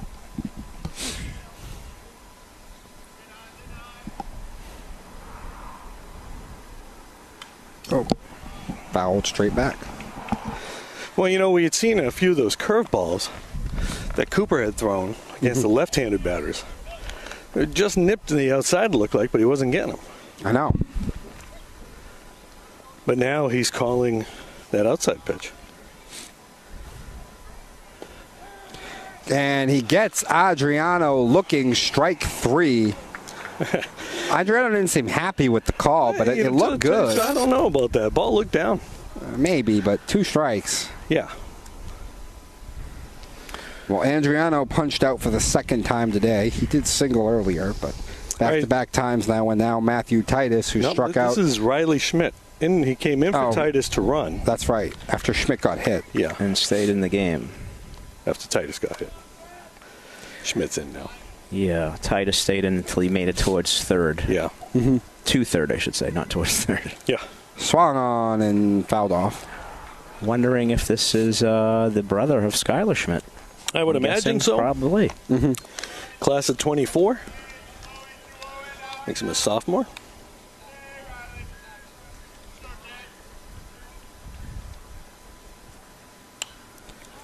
There's a fly ball to us. Yep.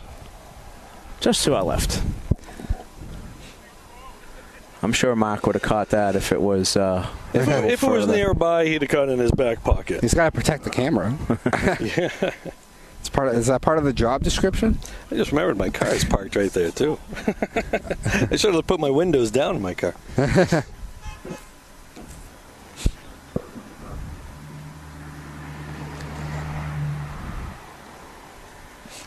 Was he checking something on Francis? Yeah, I think Connor had some type of bracelet on his pitching hand that he just made him take off. I don't know if the umpire noticed that or if it came from the Marblehead dugout, but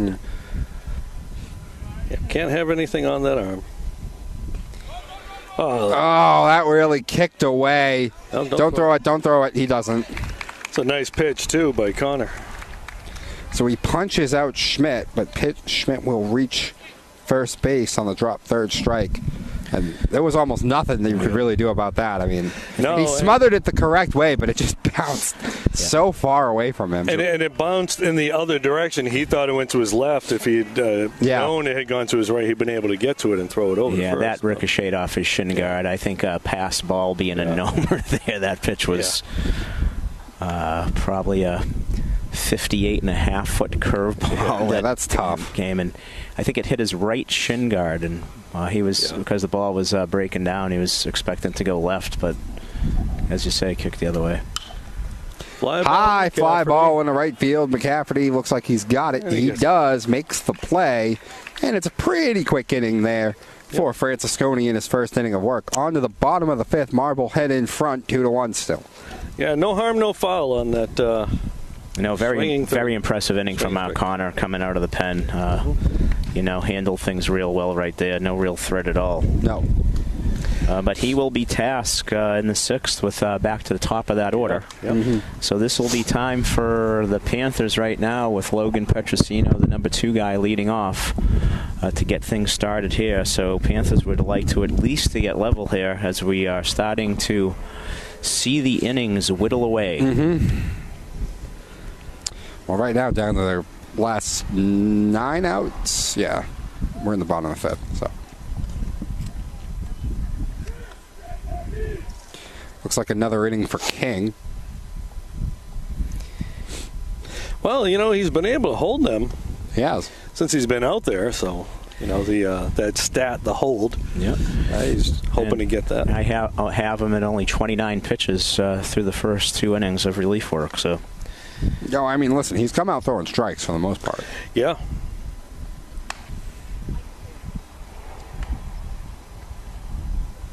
He has 1 walk so far. He walked Demers last inning, but.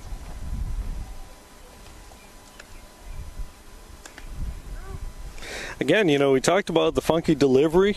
They've also seen some pretty hard throwers in the last couple of games, so maybe they're having trouble catching up to the change in speeds. Yeah. And I think at all levels of baseball, hitting the ball that isn't straight, that's not the fastball or the changeup that really isn't a change of pace. Yeah, right. Hitting those balls, the slider, the curveball, the split finger, balls that move are always difficult, and he has not thrown many straight pitches in the strike zone. No. So here is Petrosino, who has both of the Panther hits so far today. Although he has gotten a couple strikes out of those. They're not a strike until you swing at them. Yeah, that's true. Or you get a generous call. Yeah.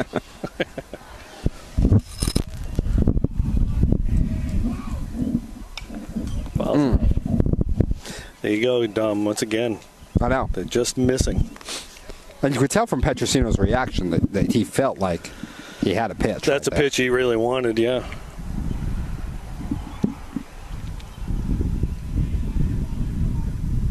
Oh, that's a nice breaking ball. Yep. That is a real true over-the-top 12-6. Yep. There's not a lot of sideways movement. That's like a big straight down. Yeah.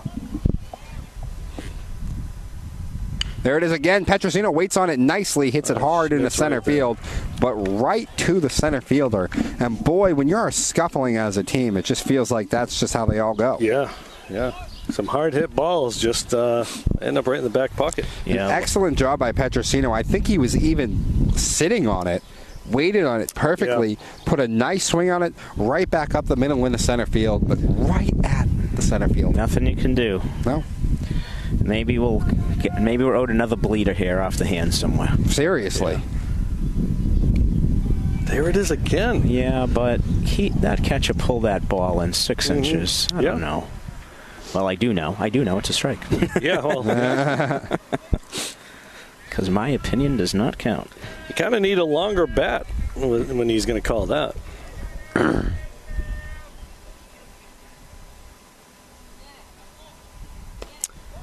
And the catcher has probably noticed that he's given that outside strike. Yeah. The setting up outside. Also, thinking you don't want these guys to pull the ball, thinking, because Sammy's got some power. Like, Sam waits on that breaking ball nicely in the center field. Oh, my goodness. That one can't fall either. Yeah, well, Schmidt's a pretty good outfielder out there. He got a nice read on it. He's got good wheels. Yeah, I've seen Skyler play a lot of baseball over the years, and I've been so impressed with his ability to track down fly balls. He is just an excellent baseball player. So once again, the Panthers wait nicely on the breaking ball, hit it right back up the middle with some sting on it, but both times finding the glove of the center fielder, Schmidt. Nice play by McCafferty right there. It was.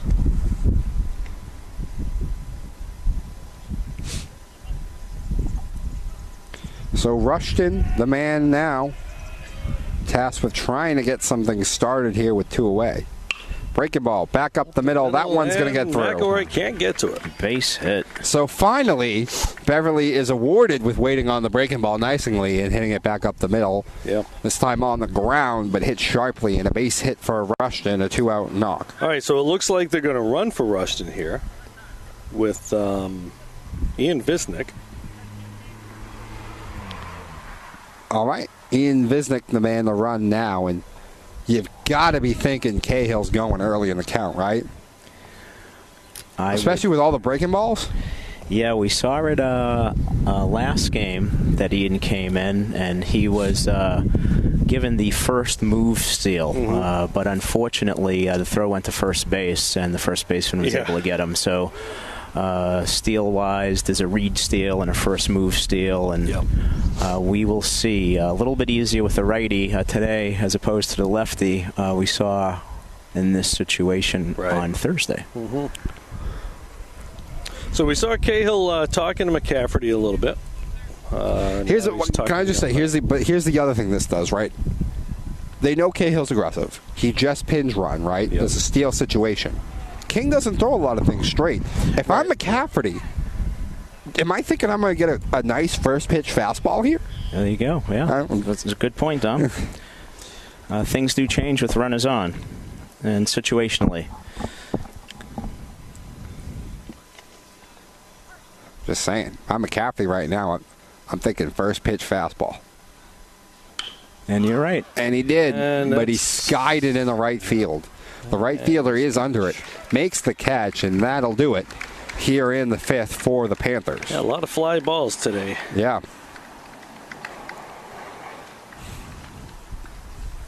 So nothing in the 5th. On to the top of the 6th. Score remaining the same. Magicians 2, Panthers 1.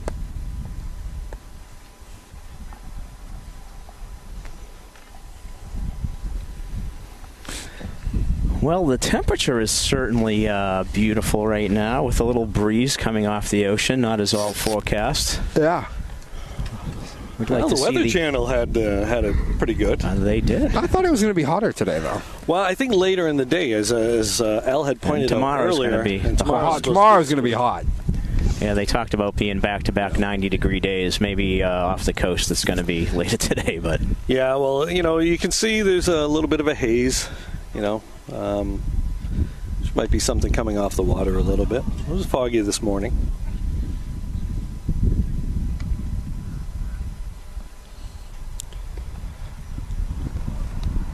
All right. So Francisconi did a beautiful job in his first inning of work. He will now face the top of the Magicians' order right now. Michalowski, McElroy, and Schmidt. McElroy, the man with the big blow so far in the game, back in the 4th inning, the 2-run single, in which he did a very good job of his own on waiting on a breaking ball from Cooper Gavin and hitting it sharply to the opposite field. If I'm remembering correctly. I believe it was the right center field that he hit that one. Right? Am I wrong? Am I remembering that wrong? I swear it was. I'm with you. I think it was. Yeah, sure. Fouls that off. So we'll see how the Marblehead bats handle this. The top of the order guys handle this change of pace going from Cooper, a right-handed fastballer, to Connor. It's a little bit more of a junk baller. Yep. Jerry Blevins off-speed style on the first. Got him. Oh, No, he's safe. safe at first. Can't make the play. Michalowski runs out the infield hit. The swinging bunts. Josh fielded it well, made a good throw, but you'd have to imagine that he's the leadoff man for a reason with some above-average speed. Al, this is why baseball will make you go insane. Yep. You, last inning, hit 2 balls on the screws, both outs, and Marblehead starts off with a swinging bunt base hit. As my longtime Little League compadre and coach, Bruce Armbruster, would like to say, baseball is a cruel mistress. It really is. Yes, it is. Yeah, Connor got the pitch that he wanted on that. Just didn't work out for him. No.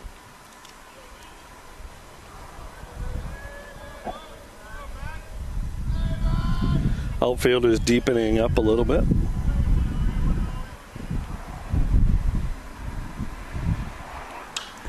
Swung on high McCafferty fly. back there. McCafferty pretty much right to him underneath it, makes the play, and there's the first out. And the runner wasn't going anywhere. So they do retire the dangerous bat of McElroy there. In danger, number 1B. Yeah. Yeah. And Schmidt, Skylar Schmidt, is hit by a pitch, struck out in the 3rd, and on the hit-and-run single back in the 4th.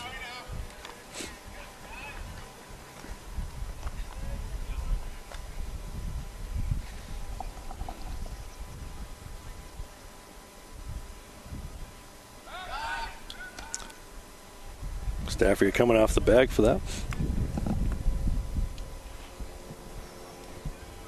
Michalowski is a threat to run. He is. Does help to have a lefty to kind of hold him a little bit here. Yeah, but with a lefty pitching and the bat of Schmidt up, I mean, Yeah. less likely to run, Going over. at least in my opinion. Well, we did see that outstanding speed getting down the line. We did. Yeah. But, boy, you'd hate to get thrown out or picked off with Schmidt's bat up. Yeah, and Schmidt last time, had the hit and run, so he's not afraid to swing if the guy's going. No. Good bat control.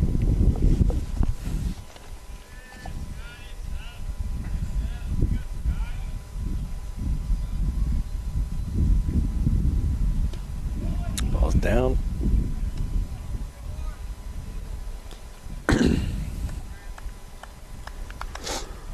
Good hit and run situation right here. Like we said, we know Schmidt can do that. We saw his last at bat.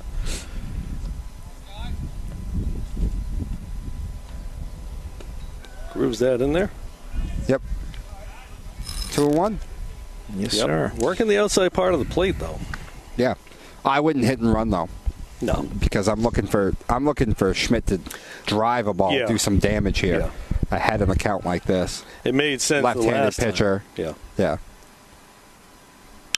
Like that. Oh! I thought Josh had that. I thought he did too. Runner's going to hold up at second.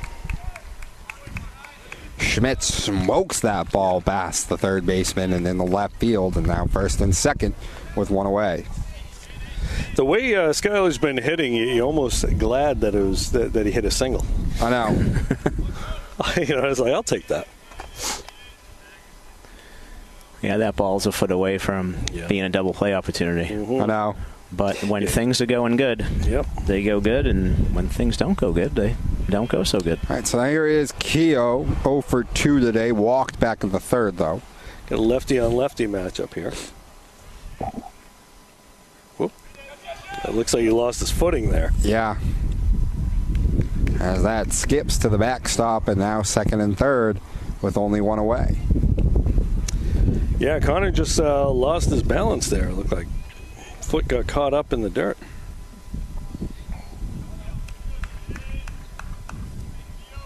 Got to bring the infield in. Can't give him any more runs. No.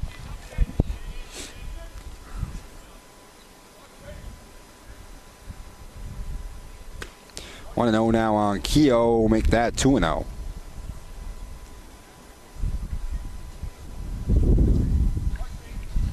Catcher Andrew Titus, the man waiting on deck. 2-1 ball game here.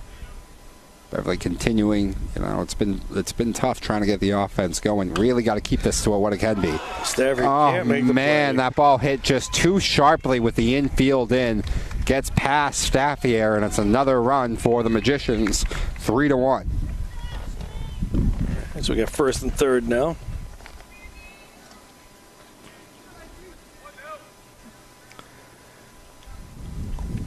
Again, seeing the risk there of the infield in. But in a close game, that's how it needed to be played. And Shane rifled that ball. Yeah, he really did. Titus, the man to bat now. That one missing high.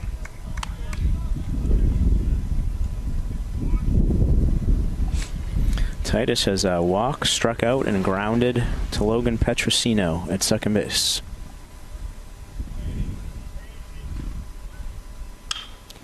And that one ripped down the third base line. That's another run. On his horse getting to third is Keogh. Titus behind him takes the extra bag at second. And now back to second and third. And 4-1, Marblehead in front. All right, Coach going to go. Coach Malaya going out, talk to him, settle him down a little. 4 hits this inning for the Magicians. All started with the swinging bunt by Indeed. Michalowski. After that, though, nothing really has been treat. Yeah. Schmidt, Keogh, and Titus all hitting their balls pretty sharply.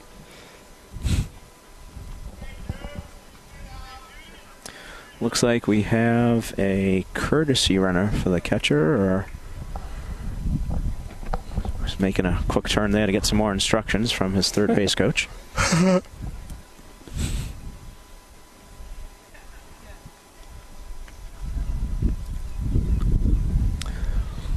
One out and 2 on for the DH.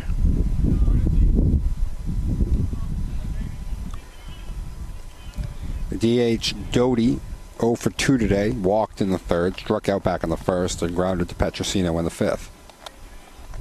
The first man, actually, Francisconi faced on the day. Infield back in. Ground ball. He has it. Throws home. Nope.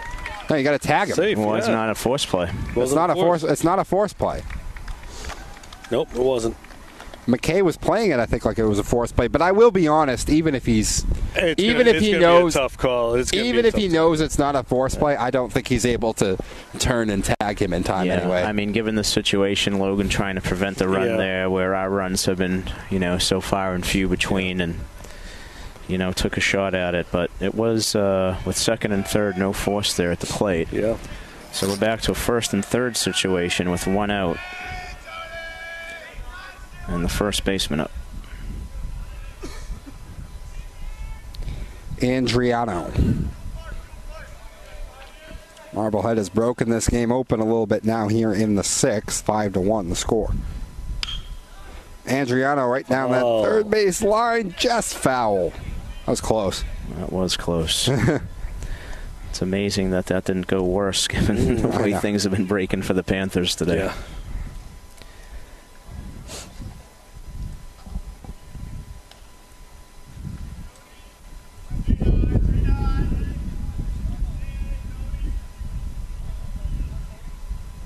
Inside.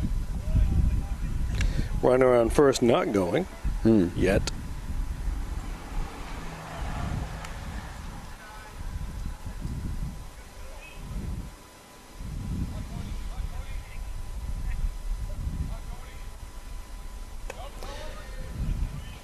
Again, as Al, I think it was you that pointed out, that play by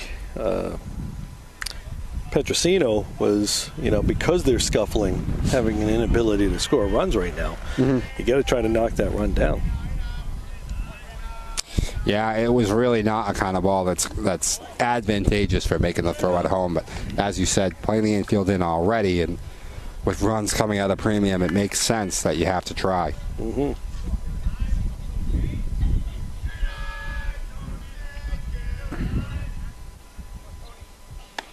And he walks him.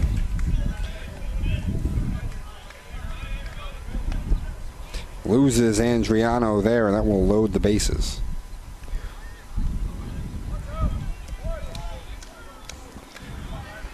For Riley Schmidt, who came in for Matthew Titus after Titus was hit by Gavin.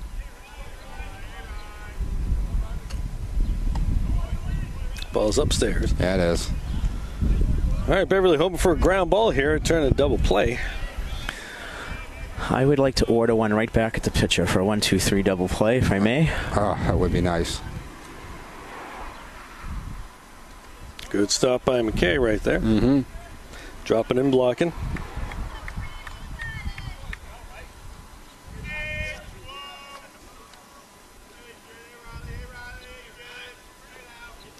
Approaching the 2-hour mark. A couple minutes here. That one missing high, and Francisconi looked like he has lost his release point now. Yeah, 7 balls in a row. I'm going to guess taken all the way? Yes. I would think so.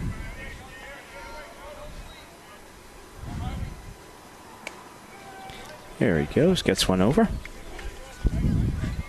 He might be taking another one. I would take another one, too, with the bases loaded. And given the fact he's a substitute and off the bench.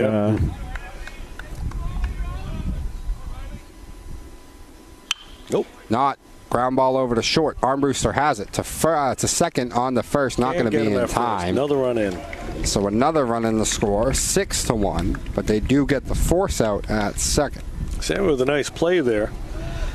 Schmidt just got down the line a little too quick for them to turn it. It was a nice pivot by Logan over there.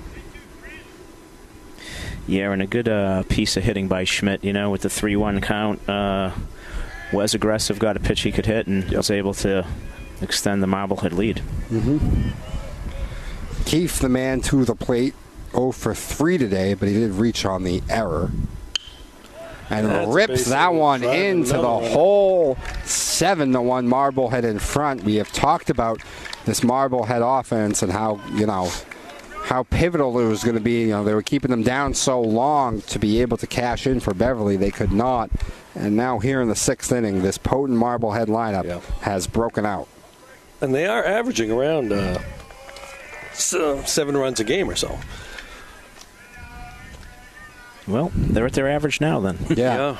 Back to the top of the order at Michalowski. Michalowski line drive into left field. Left fielder. Francis is over there for the play. Francis is over to make the play to end things in the 6th.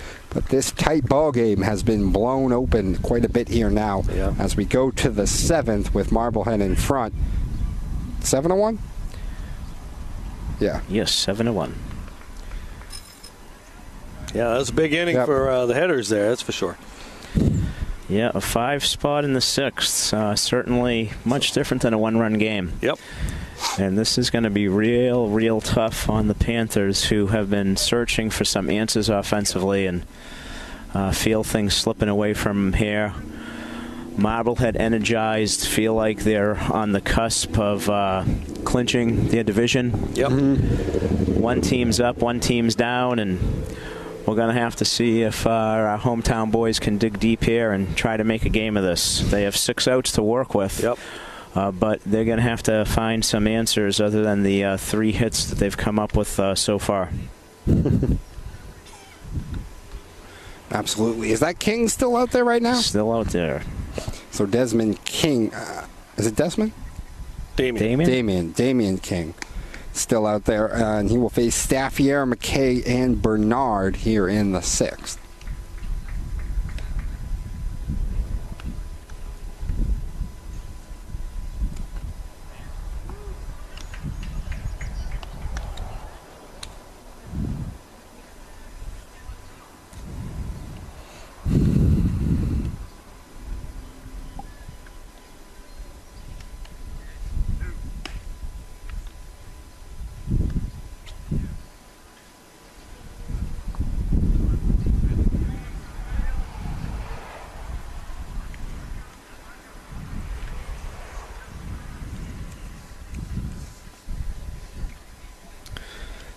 Noah has struck out and popped to the catcher on a fine play against the backstop on a foul ball earlier. Oh, my goodness, he's going to do it again. Oh, no, he's not. That's trouble. It is a pop-up. McElroy coming over, making the play. 1 pitch and 1 out. Yep. Popped it up straight up at the air and over to the shortstop to make the play.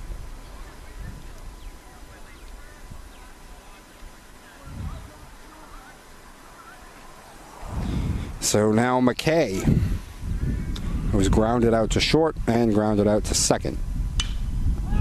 Second pitch of the inning, fly ball in the right field. The right fielder over makes the play.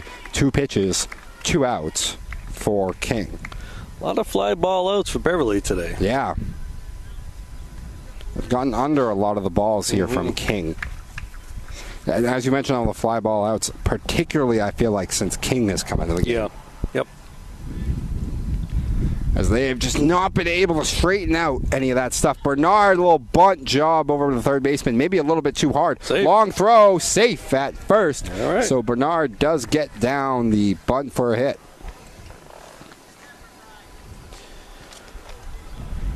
You had been calling for that.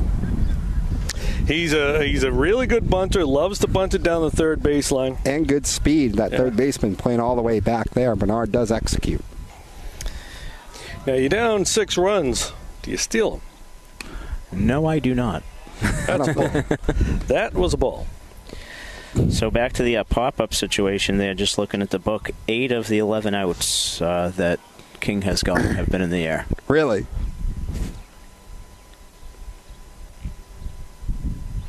Oh. All right. 2-0. 2-0 now, as that one sent Demers backing out. Demers has walked both times today already. He's 2-0 right now.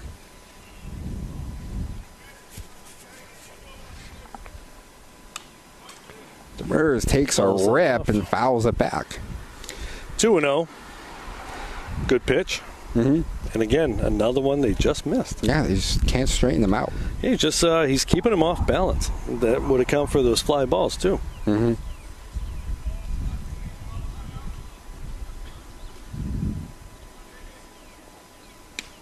Nope. Upstairs. That one high and 3-1 on Demers.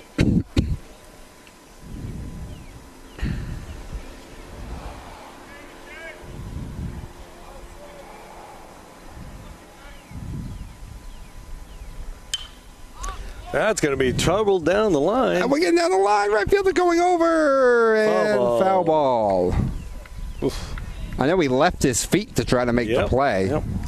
That hill obscures our view once it gets that far down that right field line. But yeah, we just have to read the reactions from everybody out in the field. I know that he made a great bid because I saw him leave his feet. That's what I said. I saw him leave his feet as well. And then... But he didn't make the catch, and the ball did go foul. So we have life. We got a 3-2 count with 2 outs. Austin should be going once he's certain that the ball is going to be delivered, which will help stay out of any forced play in the middle, potentially. Full count offering, Austin off. Demers once again fouls it to the right field side. First baseman going over. He has no play. Not a play. All right, so what do we got here? Okay, so they're saying, you know what? They gave him, they gave him the base on the balk. Oh, it was a balk? Yeah, he's not coming to a stop. He actually, the last 2 pitches, he didn't really come to a stop. So King's done that for the second time. Mm-hmm. You have to come to a complete stop, and he's doing the equivalent of the rolling stop when you come to a stop sign. That would not allow you to pass your driver's test, I don't believe. That's right. Looks like you're stopping, but you're not really. Ooh, got him. You never want to get hit with 3 balls on you. Yeah. Well, Demers, unfortunately, will not get his 3rd walk of the game because instead he'll get on by getting beamed. Yeah, get on base, whatever it takes, I guess. But perfect on base percentage. You'd prefer it was just a called ball. Yeah. Yeah, you usually want to get hit when you're down 0-2, 1-2. Not when it's not three balls. That's when it's ball 4. All right, so they're going to run for Josh here. He'll be able to re-enter the game. Looks like number 18, is that Jackson Summer or Anthony Mastriano? Anthony Mastriani. So Mastro is coming on to run. All right. Anthony Mastriani, the man who is running for, and now Griffin Francis, is, as we've talked about, everybody hitting the ball in the air, and Francis is hitting the air all 3 times. Mm-hmm. Although he's had some solid contact. I was about to say, especially the first one of the game was a sharply hit ball, unfortunately, right at the right fielder. The right fielder, Keogh.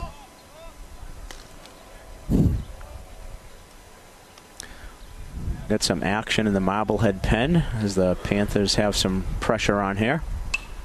Fouls that one off. Francis swinging on that first pitch, but fouls it off, as you mentioned, 0-1.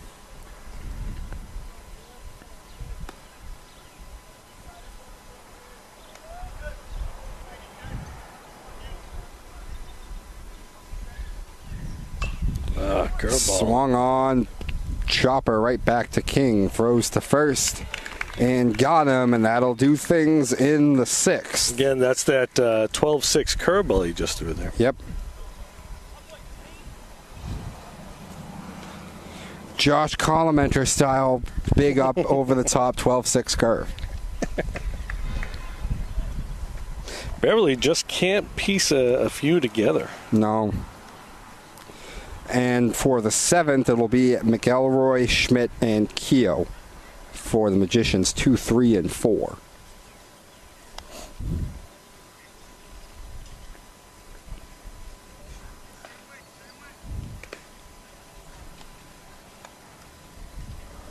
Well, we've seen it before during the season that Beverly's streaks have gone both ways. Mm-hmm. And unfortunately, as we come down towards the end of the season, we're into the negativity of the winning streak, I guess, for lack of a better way of saying it.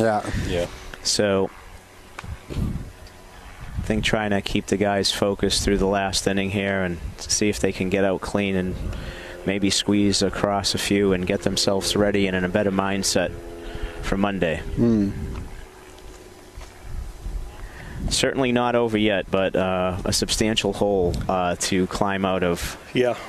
With the way things have been going offensively, and Again, given the score. I think Swampscott's been their season's kind of paralleled Beverly a little bit. They started off really hot and then they slowed down a little. Right. I do know they have a couple of very solid pitchers on their staff, and so Friedman is their top pitcher, and I think he pitched the other day. That ball's out to McCafferty. Fly ball, McCafferty coming in, can't make the play. Great bid. Yep. Had to dive for it, but he could not ring it in. And a leadoff single for McElroy, his third hit of the ball game. Liam having himself a day at the plate, playing against a bunch of former teammates. Yeah. It's always nice to do that when you're facing your former foes. Schmidt, 2 singles so far today. He's also been hit by a pitch and struck out. So his near 500 batting average, at least at this point, is due to go up.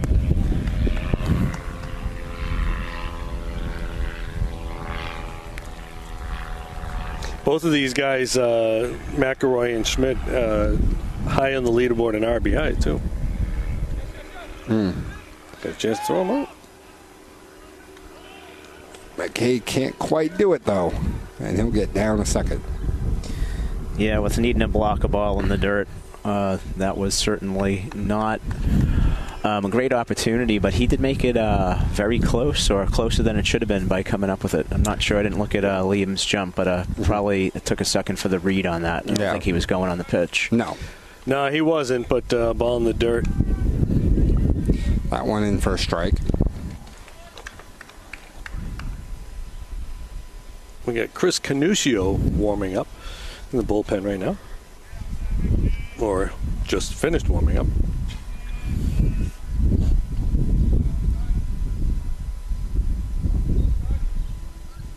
Ooh. Schmidt really got out in front of that one. That one, yeah.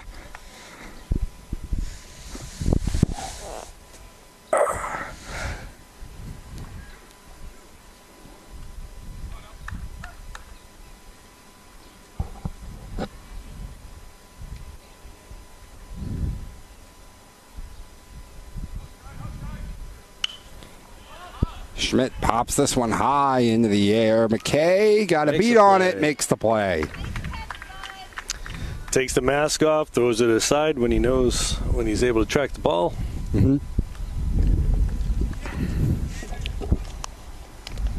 Again, anytime you can keep Schmidt from driving in a run, that's a plus. Yeah. And get a run out of it, too.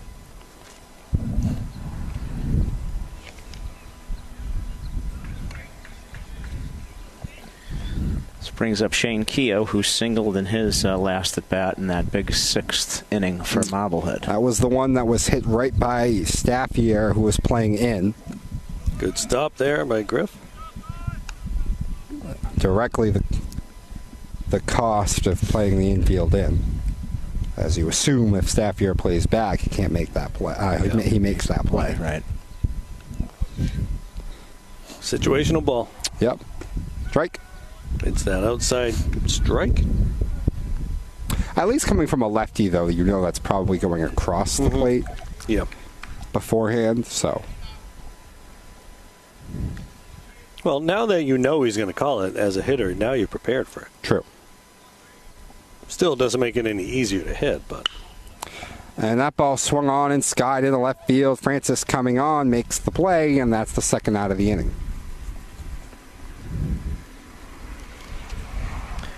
Griff got a good jump on that, and coming off the left-handed bat was tailing away. So nice catch there. So Titus, who also had himself an RBI single back in that big 6th inning.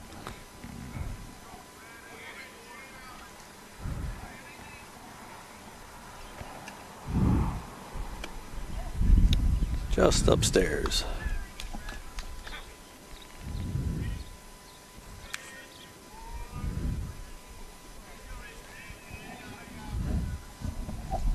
Again, the wind blowing out now, so ball should carry a little bit. Yeah, that one's going to carry out of play. Yeah, it is. See right there, the concession stand. They could have had that. Have those people not thought of that? I don't know. We'll have to drop him a note. On a day like today, you could make some money. You really could. Selling some hot dogs and such. Some hot dogs, some water. Or some drinks, yeah.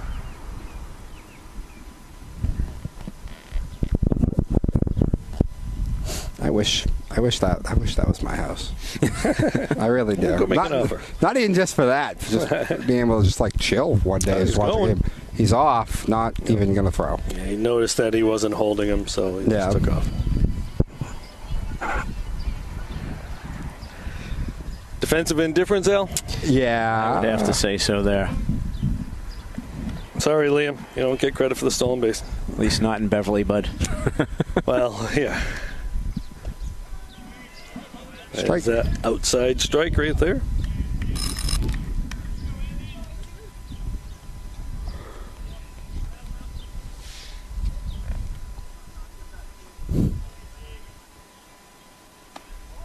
Oh. Yeah, a little high. Hadn't been calling that a high strike all day. He hasn't. Full count? I think so, yeah. 3-2, I believe, on Titus right now. Ball beat it into the ground. Third baseman has it. Josh on the first. Got him. So McElroy gets on base, but no harm, no foul with that one. Nope. I know he had some fun on the bases. Nothing in the seventh. On to the bottom of the seventh. Panthers down to the last 3 outs and trailing Marblehead 7-1. All right, so it looks like we got a new pitcher coming in. Chris Canuccio.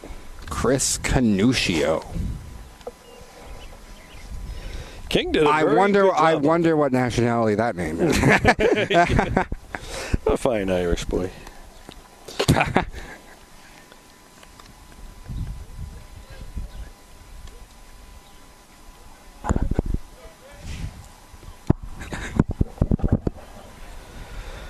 So King did an admirable job coming in the third inning, was it? Yeah, Yes. he just gave up the 1 run. King? He gave up 3 hits. Oh, yeah, you're right. King did give up the run. And a lot of fly balls. A lot of fly balls. You're right. Plus worked out of trouble both of his innings, but never allowed a run. Correct. King was the one who allowed the run. But pitched very effective ball. 4 innings, 1 run allowed. Only 1 strikeout. Like you say, though, a lot of fly balls. Yep. Only 1 hit? 2 hits. Let's see. Logan had a single. Ryan Rushton had a single, and Austin Bernard a bunt single. I forgot. 3 hits. I forgot about Austin Bernard's bunt single. 3 hits, and how many did they have the other day, Al? They only had 3 in that game, too, right? I think that's right. Not a strikeout guy at all. He had 1 punch out. Yeah.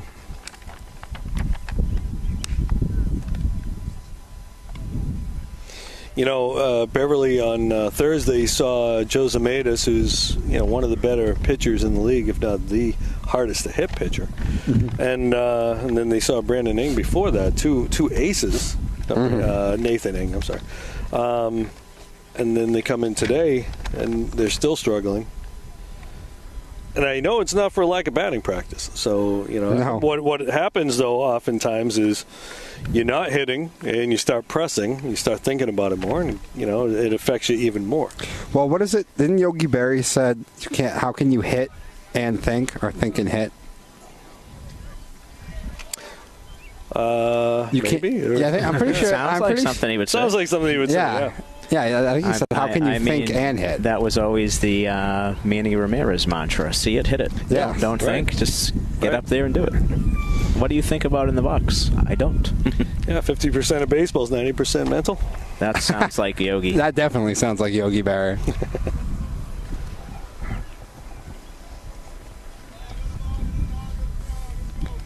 Everybody always thinks about the Yogi-isms, but he's one of the best catchers of all time.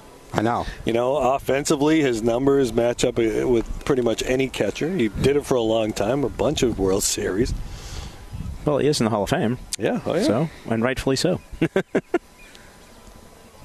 Then had a colorful managerial career. Yeah, yep.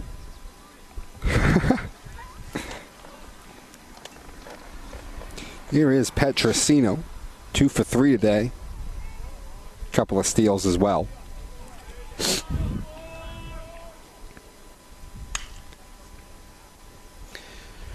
High fly, left fielder giving it a chase, but up and out of play. You know, as we've said before, you need a short memory in baseball, and, you know, hopefully the boys will be able to come back here and score some runs. But, you know, some guys are definitely, it's in their head now that they're not hitting, and they just have to just forget about that last at-bat, you know, and just get up there. Yeah, one of those things that fall into the easier said than done, you know, when you have your competitive athletes who want to be perfect and always succeed. Just flushing it. Pachino beats that one onto the ground. Shortstop is over. Has it. Throws to first, and there's the first out of the inning. Well, I think at this point in the season, right, because, you know, when you start a season off, you're always thinking about your batting average and all the stats and everything. At this point in the season, you know, you're looking at the next step, right? You're looking at the tournament, and you just have to figure out, okay, what do I need to do to help my team when I get up or when I'm out in the field, whatever it is, and just make positive plays. Don't worry about statistics or anything like that. Just figure out what helps the team the most. Armbruster, that one get one through the hole past the third baseman, and a one-out knock for Armbruster. Ian Visnick stepping up to the plate now. He had come in for Rushton when Rushton got on base. Not often you see the cleanup spot have three different guys hit. Yeah. Yeah, that DH spot right there.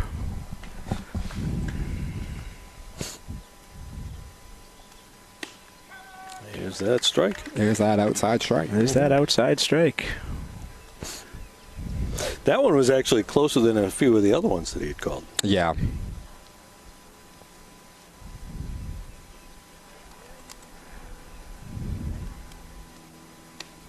That's a strike as well. Yeah, Ian not liking that one. That one looked a little up.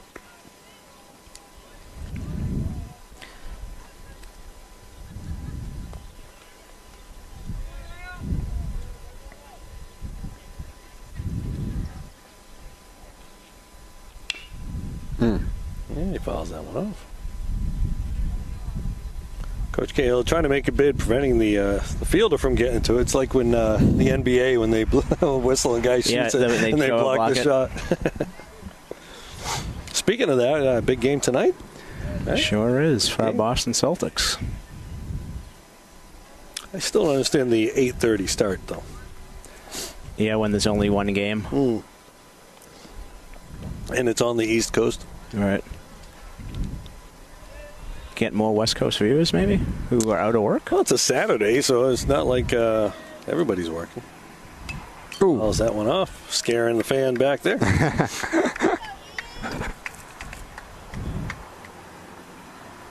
Even though you know you have a fence there, you know, it's... your automatic reaction is to flinch. The flinch is always an option.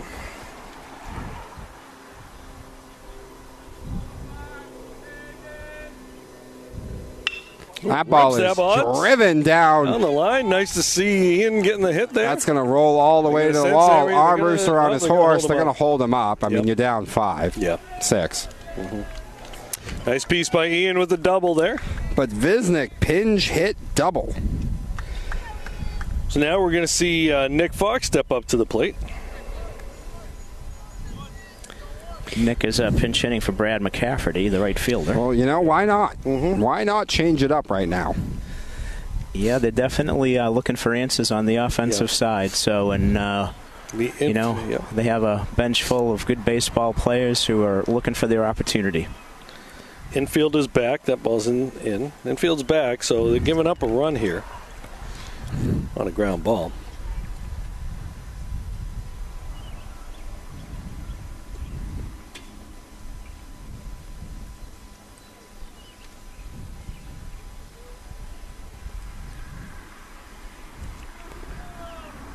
There's a good chance I got a sunburn on my arm today. Something Dom doesn't have to worry about. I have, you know, when you put that in the group chat about the tent and the sun thing, I just bailed.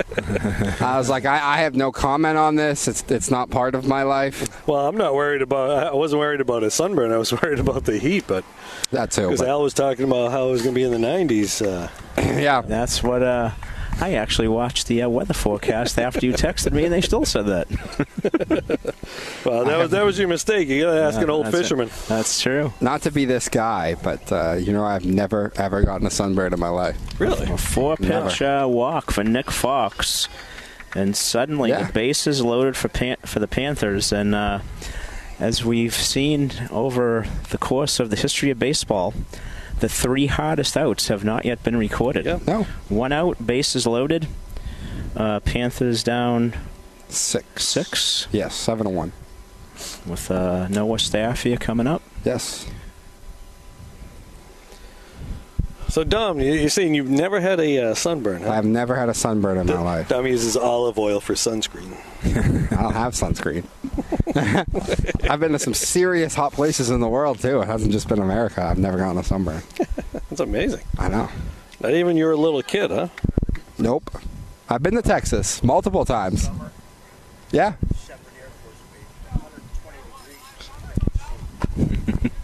Listen, our cameraman's talking to me, but I lived in New Orleans for the summer. That's in there for a strike.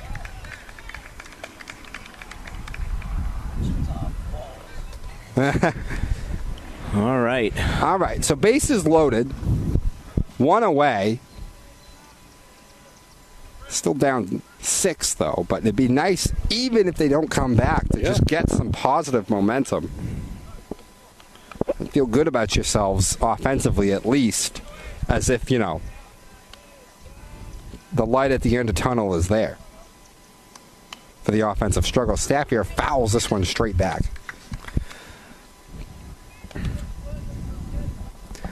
Yeah, beyond trying to grab a piece of the Dunn title, the postseason's looming. So definitely need to kind of change that mental outlook. Yeah.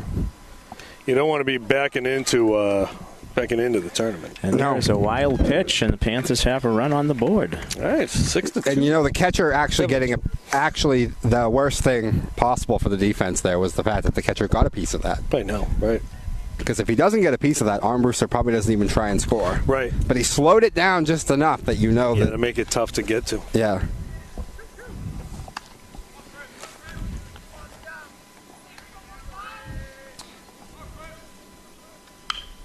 Staffier beats it on the ground at third. No force. I thought it was in foul territory, but I guess not. They called him safe? Okay. Nope, they called him out. He's a run scorer. Yeah, he's out. Okay, all right. I didn't think he was safe. But. All right, so another run in. Make it 7-3. Mm-hmm. Yep. Griff McKay up now, runner on second base.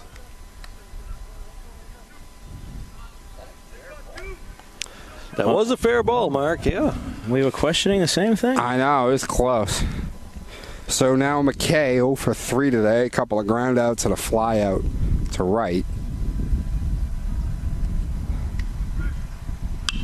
High fly ball in the center field. There. Schmidt is there under it, makes the catch, and that will do it. Panthers offense coming alive a little bit in the 7th, but a little too late, putting on 2 runs, and they drop this one to the Magicians 7-3. And Marblehead clinching complete control of the division championship that they're in. Yeah, they've completed their turnaround. I think they were 1-4 and 1-5, and they turned their season around. And one of the hottest teams in the conference right now, if not the hottest team, and clinched the Lynch Division championship. So this game, in a lot of ways, kind of played out in a way that we were worried about, but thought could. The Panther offense scuffling a little bit. This being one of the better teams, particularly offensively in the NEC. Gavin did pitch very well to try and keep them down, but you can only keep these bats down for a certain amount of time. Beverly was unable to cash in on some opportunities early on, especially against Plus, the starter, and then the dam sort of broke in the 6th. That broke things open a bit. Yeah, you're going to have to score runs against Marblehead, and they really didn't do that. No. And they're going to see these guys again later in the week in Marblehead. So last regular season game of the season on Wednesday will be at Seaside. Okay. But the last conference game for the Panthers will be right back here on Monday against Swampscott, and Panthers will need to get a win or have a dangerous loss against Salem to get a piece of the done. But more importantly, they need to start feeling better about themselves. And, hitting, as we said many times, is very contagious. And that, one error has no room without scoring the runs. So unfortunately, we saw that again here today. Yep, absolutely, absolutely. So anyway, that'll do it for us today. Once again, Marblehead taking this one 7-3 over the Panthers, and we will be back on Monday for that game against Swampscott. At least some of us will be back, but we'll figure out who's on there, who the lineup. We'll have someone here for you folks. It'll be a bit of a shuffle up there, but anyway, thank you very much, Dominic Lorenzano, alongside Rich Francis and Al Visnick, signing off. Have a wonderful, wonderful rest of your weekend, everybody.